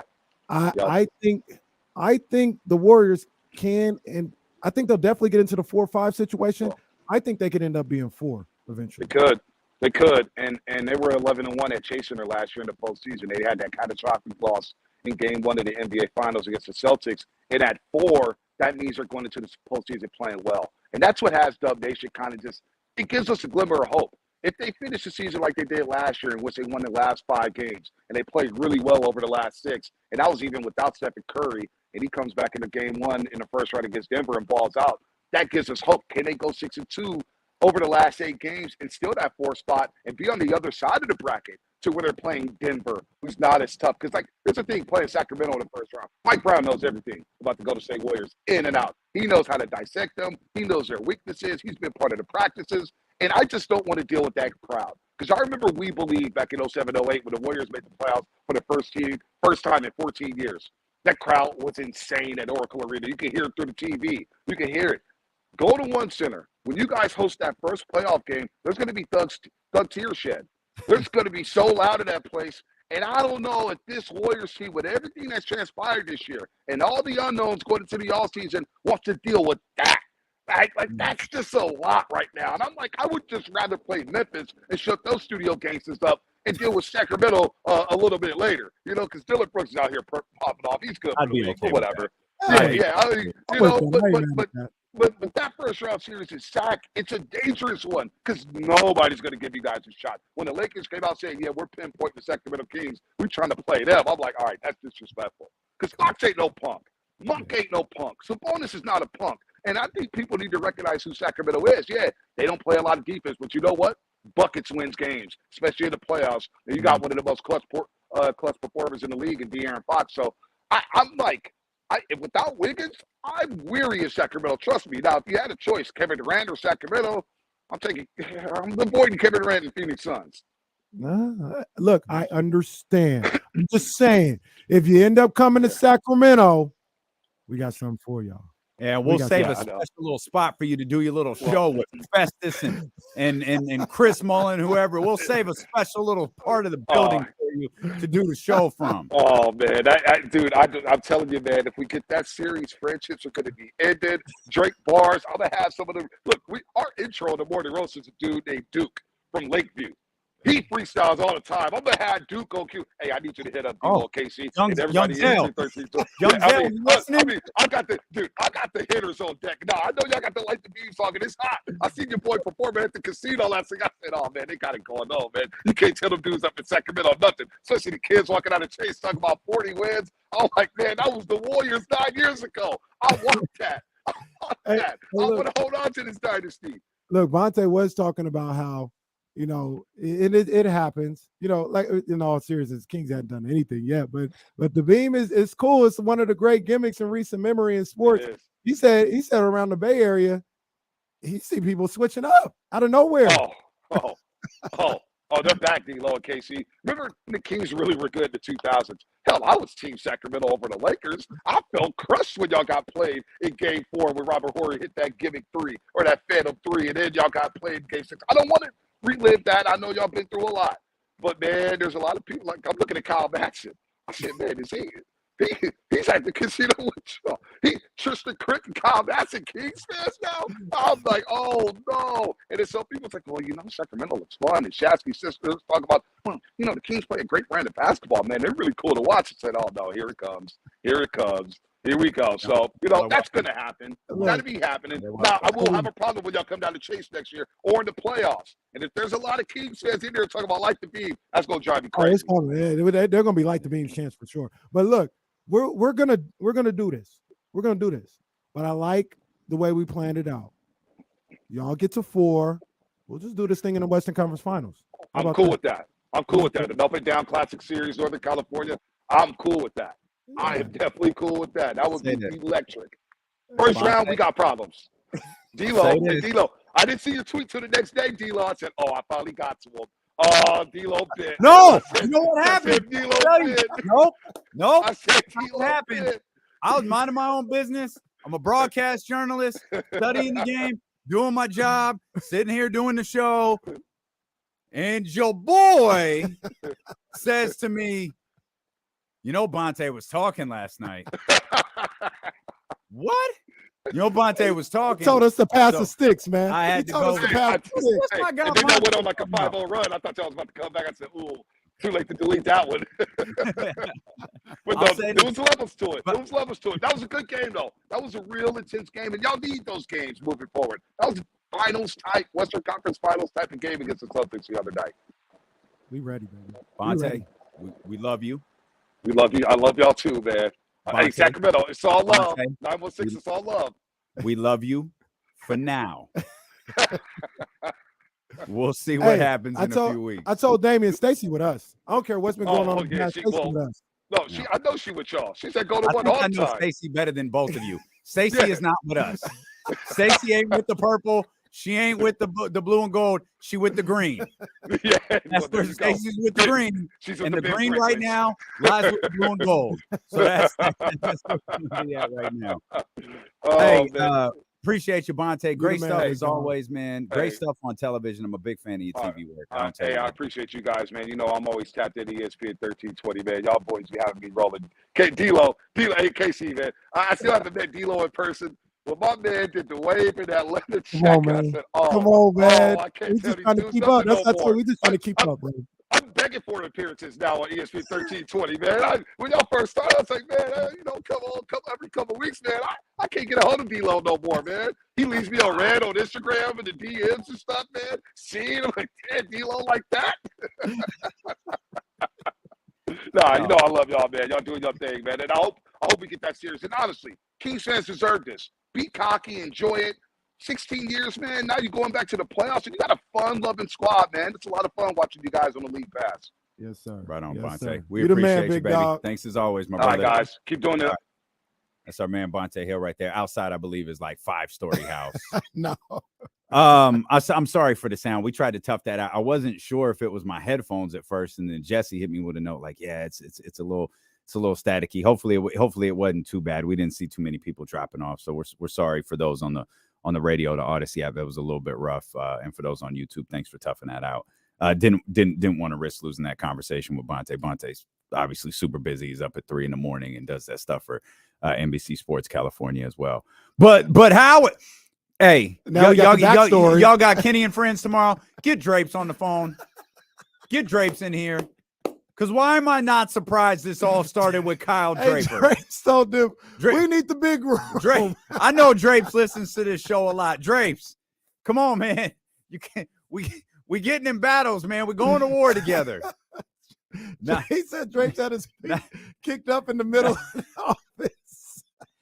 Got it. I know, and you know he had his dunks up. He didn't have no ugly shoe up. No, he had the dunks. He had his the dunks up, his tie undone. Lord have mercy. Oh man, That's great That stuff was from the Bonta. origins was hilarious. I didn't know the. It all started with Kyle Draper. Damn.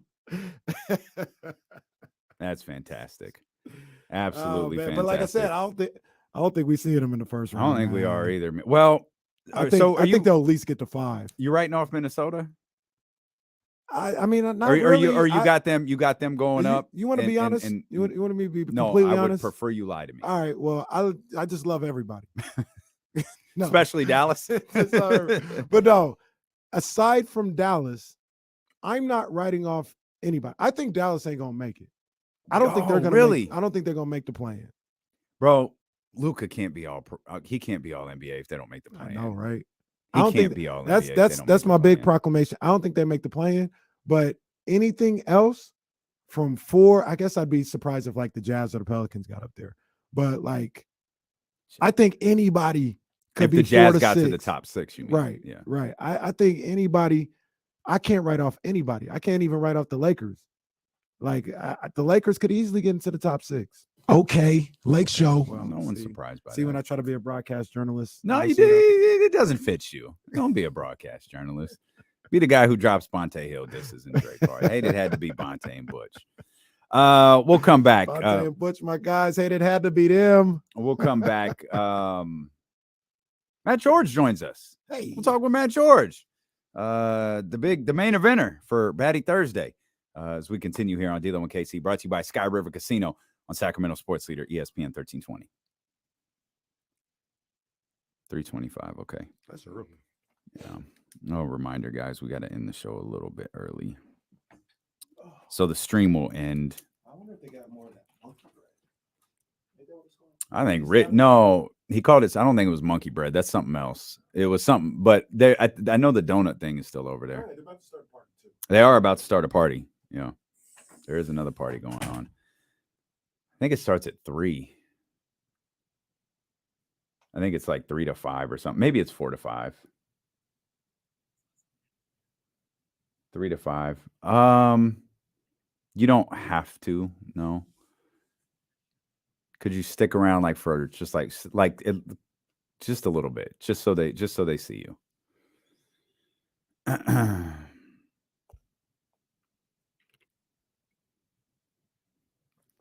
Oh man, Mavs hate the Mavs. I think that's true too.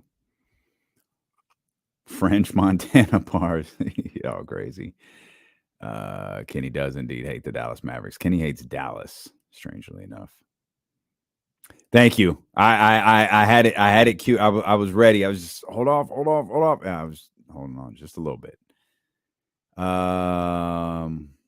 Oh, Chester, I ain't even putting that voodoo on the screen. Phoenix still concerns me. Let's beat Phoenix tomorrow. Let's do that. Let's beat Phoenix tomorrow. That's right. Again, absolutely believable. It all makes so much more sense now knowing Kyle Draper was involved.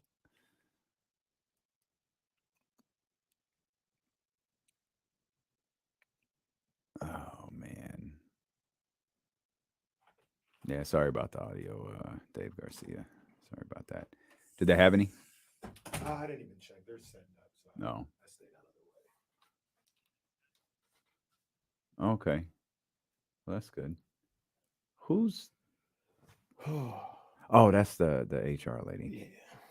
I forgot her name. She was very nice. Oh, I already did. It's Angela? I think so. Don't quote me. Hey, there is one. Matthew? What up? Hey, man. What is this? Just come on. Well, actually, I had a question. If D'Lo wouldn't mind helping me out, am I doing this right? Like, is it like a Whoa. Okay. No. is it like a squeeze or like a No. do you wring it What out are you doing? or is it like a No, is it Matt. like one at a time? You just kind of squish it and get it. Like, how do you get all the moisture out of it though? Like, how do you do it? I'm calling it technical on Matt right now. It's a technical foul. All right, we're getting one free throw and then ball back. No, but how do you like? It's too wet. So like, foul. what did you say you do? No, I don't no. eat green stuff. Like, what is this? I know vegetables are foreign to you. What you do is, first of all, stop holding it like that. You said squeeze it. I cannot No. squeeze it. You forgot the most. You cut it. You slice it into very small pieces like you would a salad. You didn't say Put that. it- Yes, I did. No, you emphatically said. No, you guys ignored that part. No, cut I it. was just specifically squeeze. You cut it into small pieces. Also, I think that's dinosaur kale. So I'm not sure that this process even works for dinosaur kale. Matt, why is it dripping? Because you Matt, said it's Matt, it's wet. It's Matt, wet. No, you said it was wet. You said it's wet. You got to squeeze it out. I was just doing what you said. You've been trying to get me to eat vegetables, damn it, and I'm trying to eat vegetables. It does. What do you mean dinosaur kale? I It says think that's organic it begins with an L. lacinato kale. yes, it says that's freaking kale on it. It's dinosaur kale. kale. No, there's different types of kales, Matt. Still too damn wet. Oh, So you just wring it out. Like, I got dinner in like 30 minutes. So help me. why do you eat dinner at 3:15? How It's- old are you? I have a child. You are a child. That's what you are. You are a child. Raquel. Oh, that's a tough look right there. When you have the curly kale, you cut it into small. All right, hang on.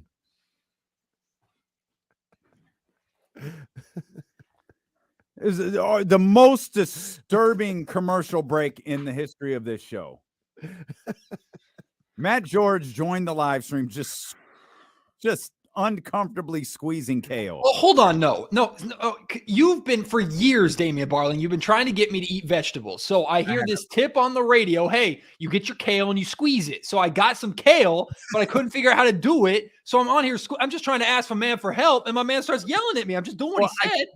First of all, I just hate the way that you're What's wrong? squeezing the kale.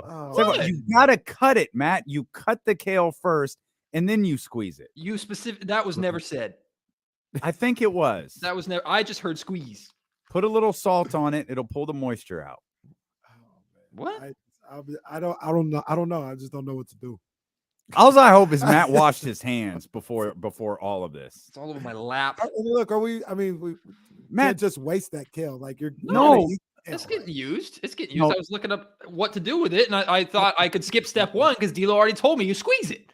So It's I not skipped step one. anymore. I don't know what you're gonna do with it once we start talking about the Kings. Like It looks yeah. fine. Where are you gonna put that kale now? It's soaking wet. do you need to go put it in the kitchen? Go put the kale back in the kitchen, Matt. Do you at least have a plate or something? You didn't think this through, did you? I got a bowl. Okay, put it in the bowl. Put it in the bowl. And you can make your kale later. You know what? I'm not eating freaking vegetables anymore. You bully me when I don't. You bully me when I do. I'm done. I do not bully you when you don't eat vegetables. I just encourage you to not eat chips, Skittles, and a Mountain Dew for lunch. Well, I don't have to squeeze any of them. It's pretty easy. I just open and start eating. Kale, got to cut it up and squeeze it and do all that nonsense. What the hell? Garbage. Okay. Are you aware of the things that you've said in the last 5 minutes? Chatty houses. We're gonna be the first show to get an HR violation for our guest. Like literally, the HR lady is 10 feet from us. She's walking right towards us. Hi, I'm Matt George. Hi, Matt. Hello. Maddie McQueen. All of this is still better than talking about the Celtics game. So let's just bring Matt in on the conversation. Matt George, of course. Matt George is the news anchor, by the way. I am. This man is a news anchor. This man is a news anchor, a sports anchor over at ABC 10. Of course, the host of the Locked On Kings podcast. How do you think the Western Conference shapes out? We were just talking about Kenny's adamant, Dallas may fall completely out of this thing. Starting to feel like maybe Phoenix falls out of something. I'm not in on that one like Kenny is, but he laid the case for Phoenix falling out of this. How do you think this, say, top six ultimately shakes out? Denver will be number one. We can start from Sacramento on down. Well, I'm in agreement with Bonta in the sense that I don't want a Kings Warriors first series, but that's selfish for me for a couple reasons. One, for the Kings to finally get a top seed and then to get to the defending champions, I think would be tough. Although Sacramento can absolutely win that series, assuming the Warriors still are terrible on the road and Mike Brown is still the Kings head coach. But and then selfishly, I don't want to have to travel to San Francisco. I did that enough at Chase Center last year and I'm good. But I mean, Denver's number one. I'm not saying the Kings are out of the number 2 spot, but I think once the Sacramento Kings clinch and once it becomes pretty comfortable that the Kings end up in that number 3 spot or at the very least top 4, I question whether or not Sacramento starts to consider resting players a little bit, starts to consider, hey, this is the second night of a back-to-back. Fox, Sabonis, you're going to be playing close to 40 minutes a night for us in the playoffs. We have the expectation to go deep, so we're going to treat our games like that. I'm curious if Mike has that approach or if Mike Brown is now we're playing every game like we have to win every game. Turn your phone off, Matt George. Jesus, what are you, a professional? Someone calling about my kale. Probably. Wow. It's probably the HR person from ABC 10. Probably. Anyway, so I think I'm pretty comfortable with the Kings at 3. I don't see Phoenix catching Sacramento. I mean, they just, a lot has to go right for them and wrong for Sacramento. So I think top 3 is pretty much a lock at this point for the Sacramento Kings, and I think it's going to be that 3 spot, and I'm perfectly okay with that. Around that 6 spot, I see OKC on the rise, and I don't know. I mean, looking at it right now, OKC is what, game back of that 6th spot, that's a dream scenario for me, because I think that would be one really, really fun series that the Sacramento Kings absolutely would win. The Minnesota Timberwolves, I know, is a matchup concern in terms of like the length that they have. Karl Anthony Towns is back. The reality is I expect Sacramento, outside of the Warriors, I expect Sacramento, everybody that's in that 7 to 10 to 11 to 12 range, like I expect Sacramento to beat all of them in a best of 7 series, and that should be the way it is. The Los Angeles Clippers, I think the Kings can beat anybody. Like that's the reality, is the Kings can beat anybody in this or in this conference, I believe. They're not going to have to prove that against the 2 top best teams, which is a good thing. And hopefully they won't have to prove that against Phoenix. So I think Sacramento should basically have the belief of, hey, whoever it is, bring it on, because you're coming into our place and we're not going to lose there. So, and for some reason, Sacramento's had more success this year on the road than they have at home. So hopefully they can figure that out here in these final couple weeks. The last time I checked, I'll check again. Yep, the only team in the Western Conference with 20 plus road victories, 22 and 14 are the Sacramento Kings on the road. Ironically, 21 and 15 at home. Yeah, I was just about to say more road wins than home wins this year. Doesn't make sense. But yeah, which adds a whole weird dynamic to the Warriors series if it happens. Yeah. The Warriors can't win on the road. The Kings, it's not that they can't win at home. It's just they're not dominant. Yeah, they're not dominant at home. Warriors are going to get that 10th win, I think. I don't They're know. at 9 now. Yeah. Yeah, I think they got about 3 more road games. They'll get 1 more. I don't know. It might be against the Kings when the Kings aren't playing anybody. Yeah, maybe it's that. That might be it. But Matt, was there anything? I'll put Monday's game in there as well. I'll say the last 2 games that concerns you about the Kings. Like, is it? Did you see something that you just growing trend or something that that you think could have a long-term effect with this team at all? Nothing overly concerning. I will say the one thing that I pulled from the Utah Jazz game was not only did Sacramento not look ready to play against Utah, they didn't look ready to play their game. Like, that's what was most confusing about the start of the Utah Jazz game, is Sacramento wasn't playing, like, running their offense. And I know Mike Brown said before the Celtics game, like, that was the most tired he's been going into a game as a coach. He was exhausted. So imagine how tired the players were. But at the same time, like, everybody plays 82. I know the schedule sucks, is the way it is. So nobody's using that as an excuse. Mike wasn't using it as an excuse. He was asked like specifically if he thought the team was tired, and that was his answer to that. But we watched if you rewatch the first quarter of that Utah Jazz game, it's like a lot of ISO threes. The ball's not moving. Like, the Kings are one of the best teams in the league in sharing the basketball, just simply passing the ball, not necessarily assists, but the ball always moves and guys are always moving off the ball. It was a lot of standing around. Maybe the elevation had played a factor into it. As soon as the Kings started moving the ball around again, they made their way back into that game, which, by the way, even down 25, I feel pretty confident saying, I'm curious if you guys felt the same way. Like, I knew the Sacramento was going to work their way back into that game. Like, you just knew there's so much time left. This wasn't who the Sacramento Kings were going to be the entire night. So what I wanted from the Boston game was a response, and I got the response right away. Even though the Kings didn't win the game, they came out aggressive, playing their game offensively. Shots were falling. They looked really, really good offensively in the first half of that game. Then they forced the Boston Celtics to turn on what I call that championship gear. We saw the Milwaukee Bucks turn it on against the Kings too. But the Boston Celtics championship gear is, hey, we're going to continue to score. And even if De'Aaron Fox is playing smothering defense against Jason Tatum, he's still going to hit jumpers. And then on defense, we're going to shut you down, and we're going to switch on Sabonis and force you into isolation and not allow you to play your game. I mean, I think it's telling that the 2 games against the Boston Celtics this year, 104 points, 109 points, when the Kings average 121 a game.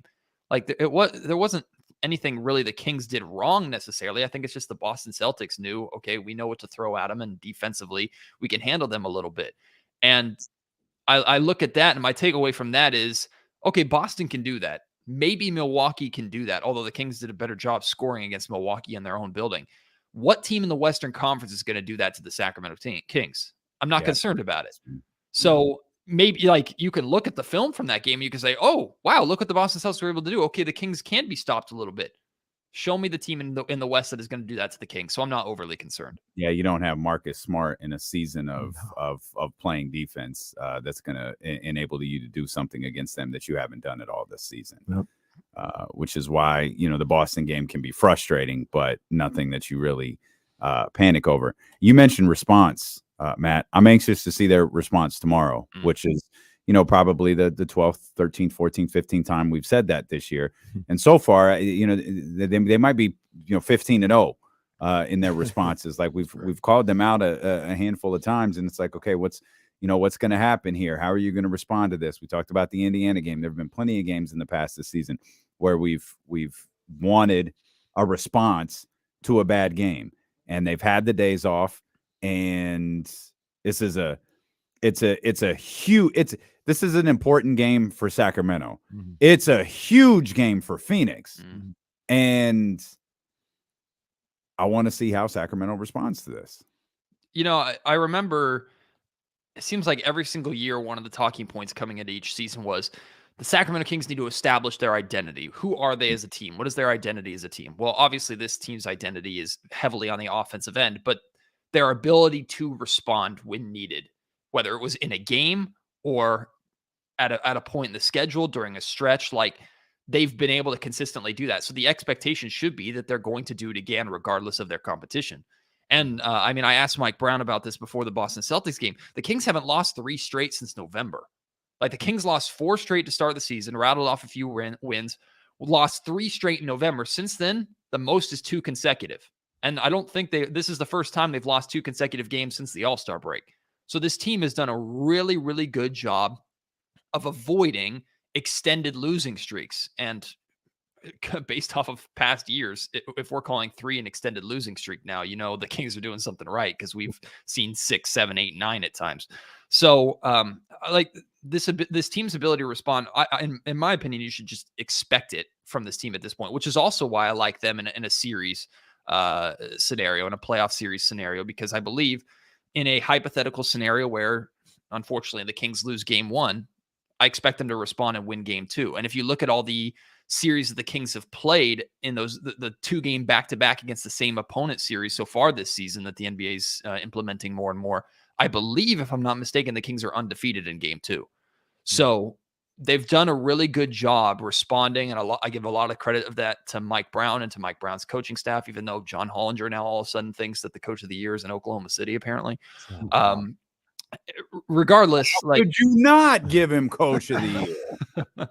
Anyway, it's become the identity of this team to respond when needed, and I expect them to against a Phoenix team who, with or without Kevin Durant, the Kings have lost to them twice without Kevin.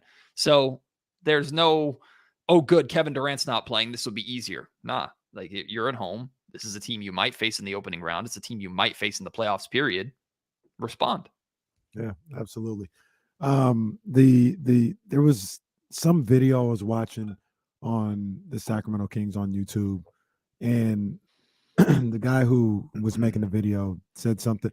Maybe you're familiar with the Matt, maybe you are too. I can't remember Mike Brown saying this, but it sounds like something he would say. Mm-hmm. But he said one of the keys to this season is you can have a bad day, you can have a bad game, but we got to make sure the bad game doesn't turn into a bad week. Mm-hmm. And they've been able to do that all year long. And we're kind of seeing that in this week, in this situation. Now, it won't hit them as hard as if they were facing this situation in like January or February, because they're kind of solidified at this point.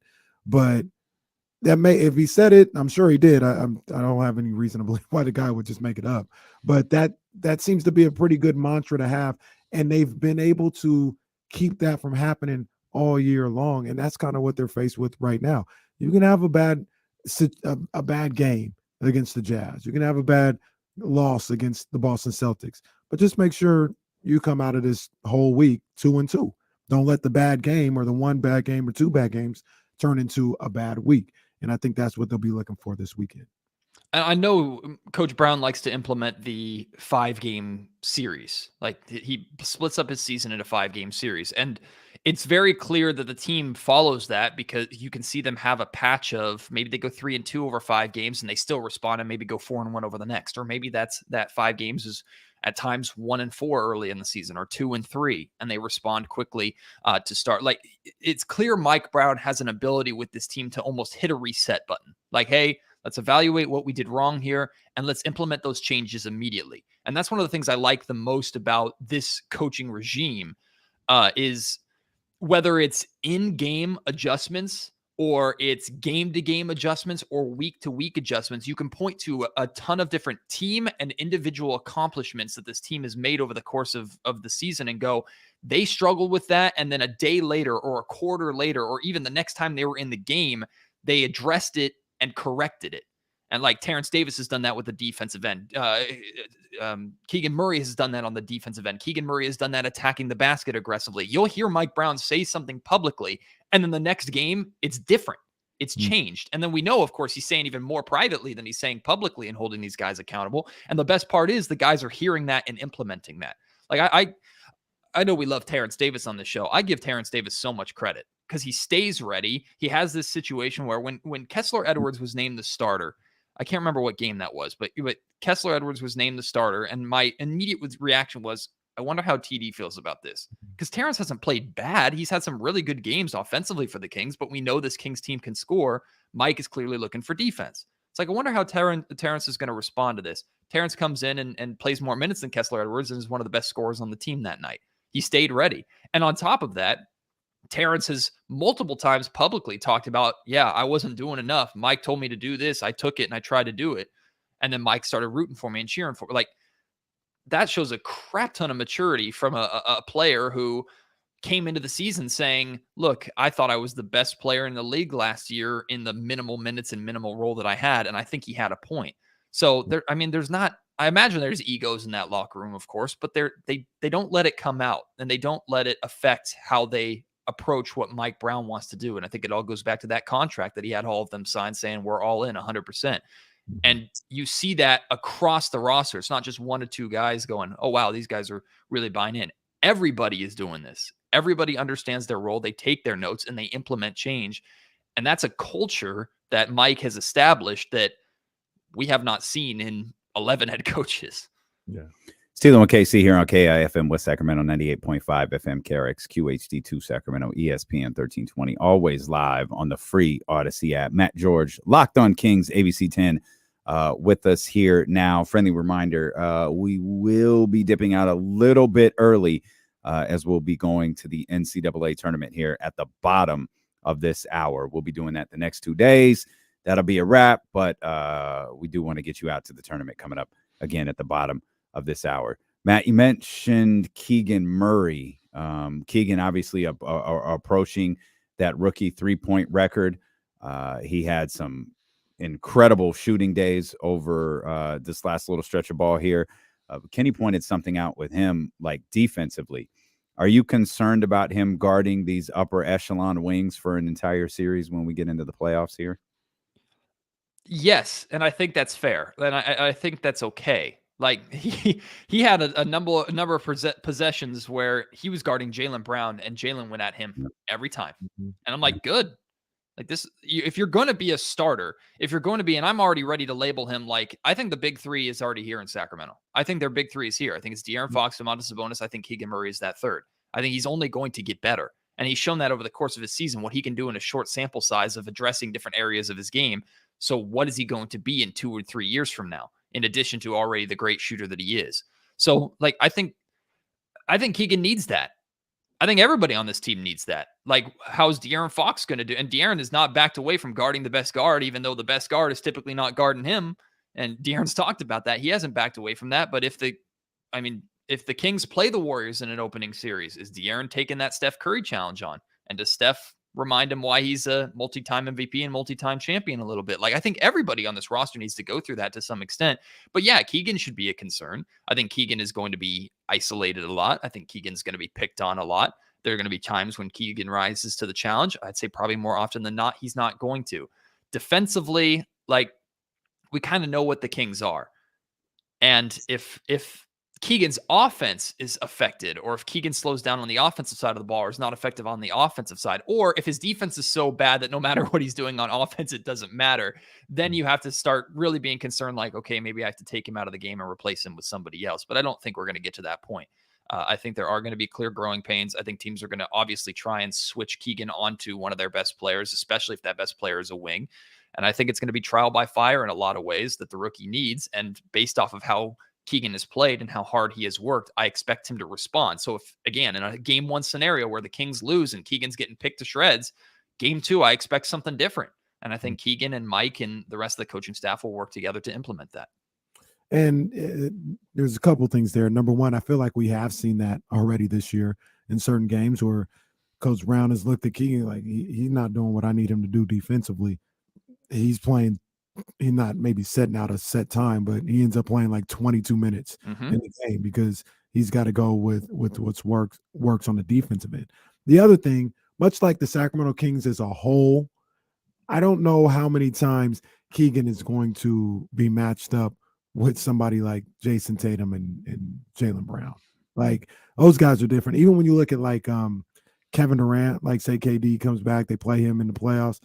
Like Kevin's a different player at this point in his career than Tatum or Brown. Tatum or Brown will take you to the cup every single time if need be.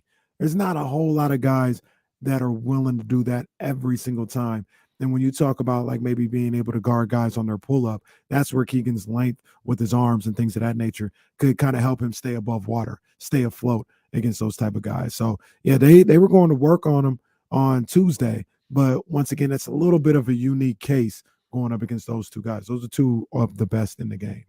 Oh, I think it's an absolutely fair point too. And Jesse, I can see you through the glass, so don't get too excited. But like Boston is so good in the sense that they have two guys that you can play great defense on, and it does not matter.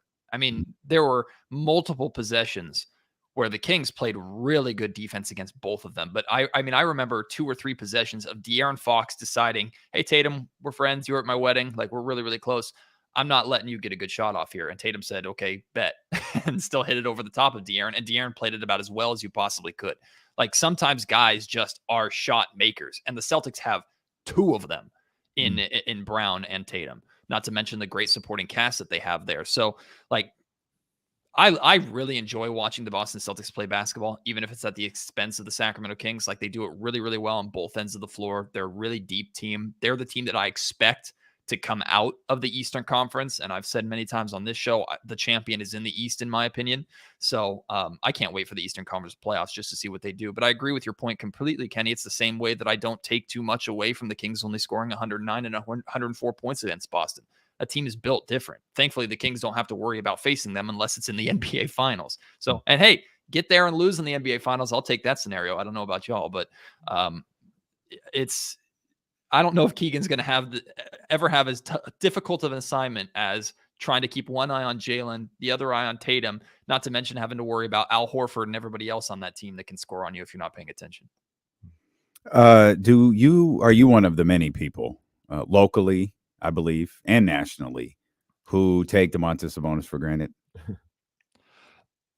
In a tiny way, because I actually tweeted this out the other day, like, Domantas Sabonis had a double-double, and I think it was one of the games during the road trip, and I was like, oh, cool. It's like, wait a minute, what do you mean, oh, cool? It's like number 56 of the season or something like that. What do you mean, oh, cool? Like, and I think De'Aaron's wife, Rhys, put it perfectly. Like, I hope nobody takes for granted what Sabonis does. And I think we already kind of do, in the sense that, like, he's so good, and we see the stat lines that he puts up in the first quarter where he's already flirting with a triple-double at the end of the first quarter, and you're like, yeah, that's just what he does. Yeah.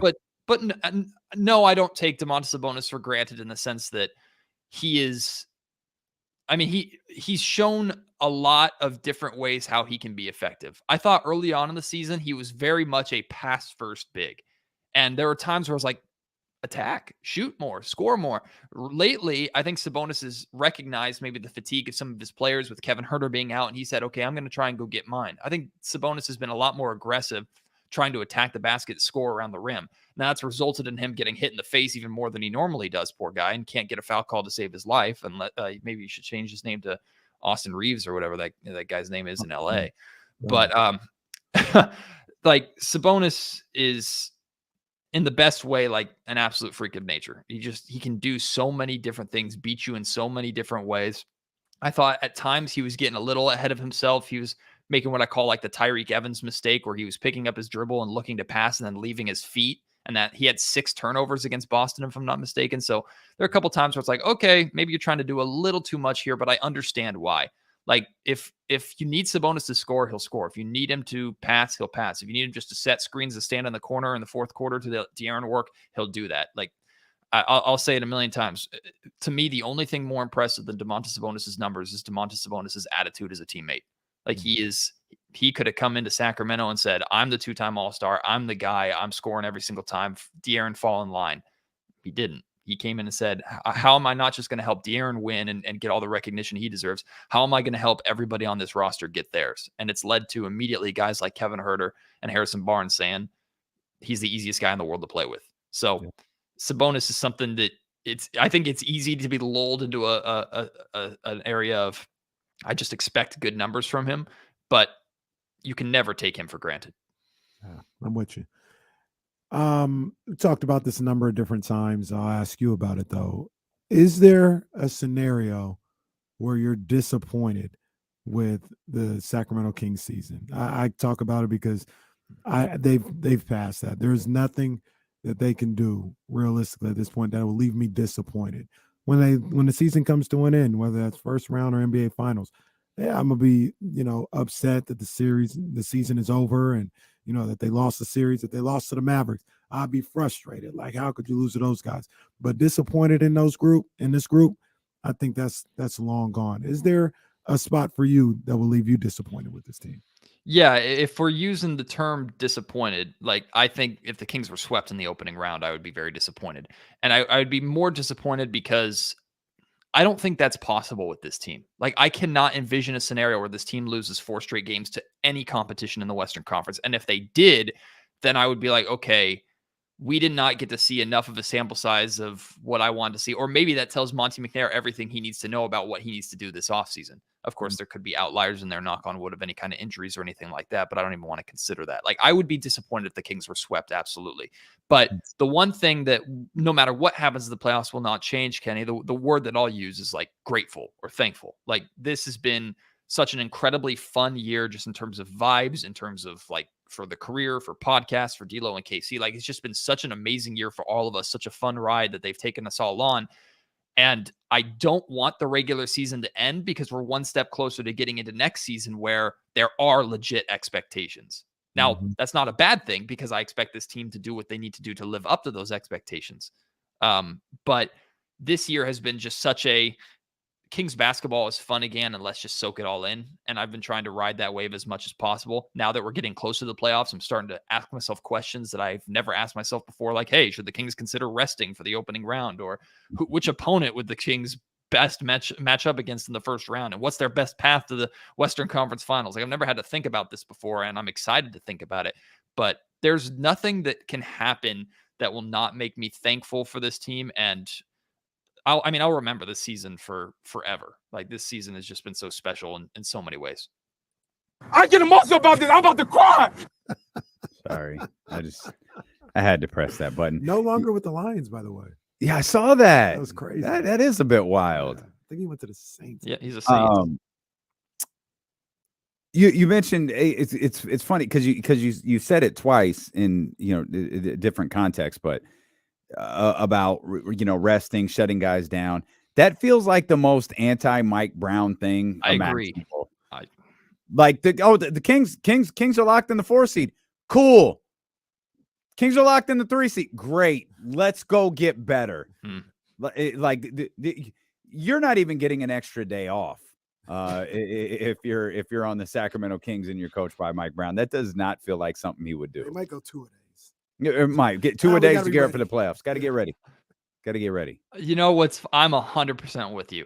That's why I'm posing the question, because it just doesn't seem right. It just doesn't seem like something Mike Brown would do. It also doesn't seem like a thing that the Kings players would necessarily want to do.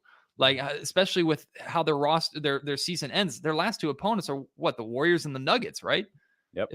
So those are 2 teams that are going to be in the playoffs. And Sacramento, I mean, they've never shied away from trying to send a message. So we had a fun couple of days where we envisioned it, and it's still mathematically possible, but we envisioned that Kings Nuggets game being for the number 1 seed, which would have been just an incredible way to end the year. That's probably not going to happen. But regardless, if that's not going to happen, the Nuggets are shutting down for that game. So Does Mike consider shutting down as well and believing that his second unit can also win that? Or does he say, nope, y'all are shutting down. We're going to use this as a tune-up game for game one. We're sending one last final message. Let's go up and at a 12:30 a.m. start and beat this team by 25. But I'm with you. It doesn't seem like a Mike Brown thing to do. Yeah, the tricky part of that is you're going to get like 5 days off. So really, you don't do it for rest. You do it to avoid injury. And you could get 35 minutes from PJ Dozier in that game, and 41 minutes from Kessler Edwards. Maybe play a lot. Yeah. No, Delly play a lot. That's the Matthew Dellavedova game. Yeah. Delly will be cooking. Delly cook going for 16 that night. Gonna be looking like Game 3, 2015. Well, they'll get that man an IV when the game's over. I love Delly, but did you see how hard he hit the backboard on his straightaway 3 in Utah when nothing was going right in the first quarter? Like, he shot that and it went poof. I was like, Jesus. The funny part was we saw him in Utah.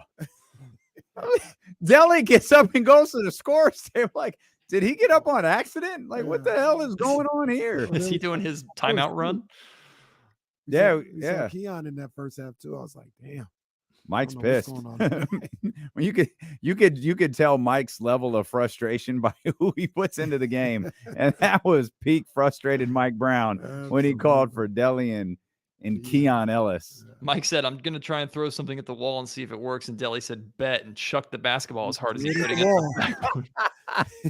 He threw it at the wall for sure. It's like, whoa. Hey, that'll motivate Terrence. Come on, CD. It's either get it together or I'm going to keep doing that. Did we ever get was that a poll question that we asked, or was it just we just asked? I think I forgot to post it. I'm not going to lie. No worries, I forgot to post it. Well, I'll ask Matt. Matt, there's a scenario we've been trying for. What you say, by the way, is about to carry weight because we can't decide what happened. Yeah. So this is not this has major ramifications. We were all week. We've been trying to get my kale. Put your kale away, Matt. We were trying to all week. We've been trying to get a celebration on Saturday. We've been trying to get a clinch on Saturday. The only scenarios we have right now is somehow the closest the Kings can get on Saturday is what we call a clinch-ish, right? So they clinch because they're tied with the Timberwolves, but the Timberwolves have the tiebreaker. So it's almost impossible to not clinch, but we won't know until Minnesota plays on Sunday, right? So if they're able to win Friday and Saturday, the Sacramento Kings, and they get in that clinched-ish situation, do we celebrate on Saturday, or if Minnesota loses on Sunday, do we all reconvene Sunday evening back at Doko to celebrate then when they actually do clinch? And for the record, I hate both of these options. Yes, I agree. The other alternative is, hey, Sky Moke, get on your feet. We're getting ready for tip-off. Oh, by the way, the Kings clinched on Sunday. Round of applause. Like, what do we do then? No. I need when something happens. Boom, we out there. Let's go. Okay, Matt, go ahead. I have an alternative. I want to hear that one first. I don't want to talk about it. Can we just celebrate Sunday? Like, can we? That's what I said. That's one of the options. Yeah. No, I'm sorry. Check that. Can we just celebrate Monday? Like before the game or after the game? Can we see what Too Short's doing? Maybe blow the whistle. Maybe call it a Sugar Hill Gang. Can we do something and not? Because how are we going to orchestrate it? What are we going to tweet? Hey, we'll be out at Doko. Tweet. We're by the main entrance. Come pull up on us. Come pull up. Drapes hates when we do that. Come pull up. We're at the main entrance. I don't know, man. I don't, like Mike Tyson once said, I don't know, man. What? I don't like any of these scenarios, and I'll tell you why. The reason why I don't like any of the scenarios is because I know myself and I know how impatient I am. So my ideal situation is wait till it's actually set in stone, clinched, and celebrate then. But if I'm walking out on Saturday night after back-to-back Kings wins, knowing that it's almost impossible for the Timberwolves to the T-Wolves have to win out and the Kings have to lose out now for that to become a scenario, right? Like that's what has to happen.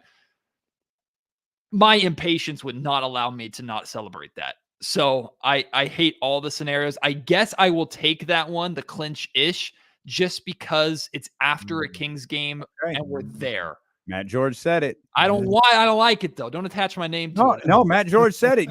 I believe you were the deciding vote. I believe you are the authority. You are the Triple H in this. I don't want to be. You were definitive. No. Now, let's all be aware the Kings have to win tomorrow for any of this to matter. For sure. So is it a better scenario if the Kings lose tomorrow and then win Saturday and then win Monday? Do they clinch on Monday? Yeah, I think they do clinch. So lose tomorrow. Then what if they lose on Saturday or Monday? Yeah. And then they're gone for like a week. Yeah, I don't want them to clinch in Portland. I just want them to clinch, and I want this part of it to be over with. I agree. I want it to happen in Sacramento. Get the little Y next to your name. Y'all, it's been 16 years. Like, we don't deserve to have this clinch-ish scenario. We deserve to have our Patrick Beverley jump on the table moment. I agree. Center, and cry. Clinch-ish garbage. We deserve the right to cry. Fix it, NBA. That's why I think I'm going with clinched-ish, man. Everybody's there. Everybody's there. Kenny's going to jump on the announce table. I can't wait for Drapes to try to set. So the Kings kind of clinched the playoff spot tonight. Kenny's on the table swinging his shirt around. We kind of did it. I love it. Yeah, I'll just put the Y up there. Put it on the broadcast. I don't care. Put it there. Oh, man. They're going to have to get the job done. Well, hey, just trying to go 1-0 every day. Every day. Let's ride. Get the job done tomorrow. Matt George, great stuff as always. Make sure you check out Locked On Kings. Matt, please put your kale away. The show is still going on. Put your kale away. So like once I get it all dry though, then do I cook? Like, is it what do I put on the stove or like what do I do? I don't think you do anything with that kale anymore. I think you probably throw that kale away. I'm gonna be completely honest with you, Matt. Throw that kale away. Like $3. We appreciate you so much for being with us. Hit the subscribe button, hit the thumbs up before you go. And we're headed out, by the way, for those who are unaware. I know it's a little bit earlier than usual. We are headed out to the NCAA tournament. If you're listening on ESPN 1320, you're listening on 98.5 FM HD2, you listen on the Odyssey app. We're headed out to the NCAA tournament next here on Sacramento Sports Leader, ESPN 1320. Okay. Vegetables suck.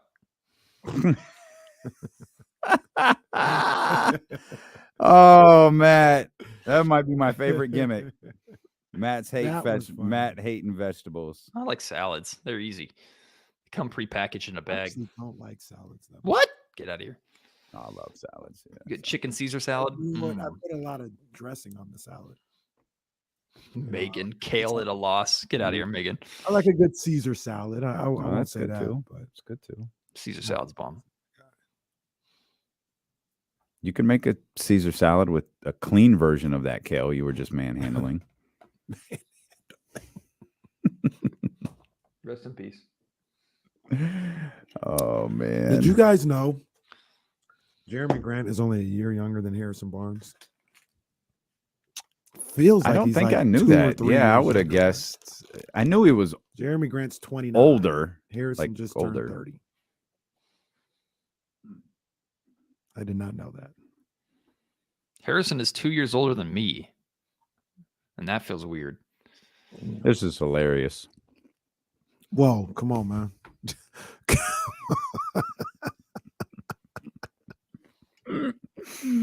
Come on, man. Alex said, give me a big wedge. All right, bro. Oh, my God. No, what the hell is going on in here? I didn't do this. I was just trying to follow what you said last week. I didn't do this. This is not my fault. Don't put this on me. That's fine. That's fine.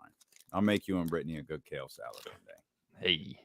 I mean, we're right down the street from each other, and you've left me at your front door a couple of times. I've been knocking. Nobody's home. That's what that camera's out there for.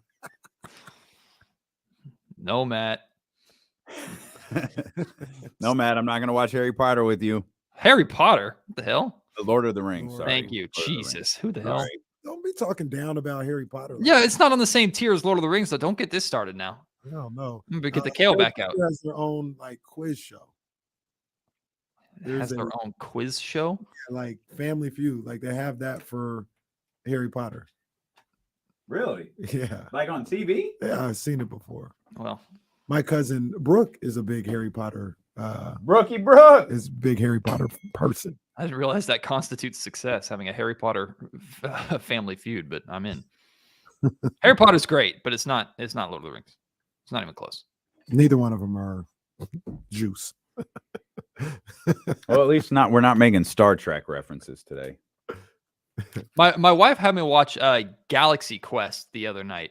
I'd never seen it before. It was like them making fun of Star Trek with Sigourney Weaver and Tim Allen and Alan Rickman, and it's like actors who played in a version of Star Trek suddenly get sucked into the real thing. It was actually really good, but it was like from 1999 or something. It's pretty good. Sounds like Honey, I Shrunk the Kids. Sure. Sounds like it's a parody movie. It kinda, yeah. But it's not like a parody movie like Spaceballs or like movies like that, or like scary movies or anything. It's not that kind of parody movie. It's like it tries to be serious, but it's making fun of Star Trek. I see. Mm-hmm. See, Loki knows. I like it. All right, man. We're gonna get out of here. We love you guys. We'll see you. We'll see you tomorrow at noon.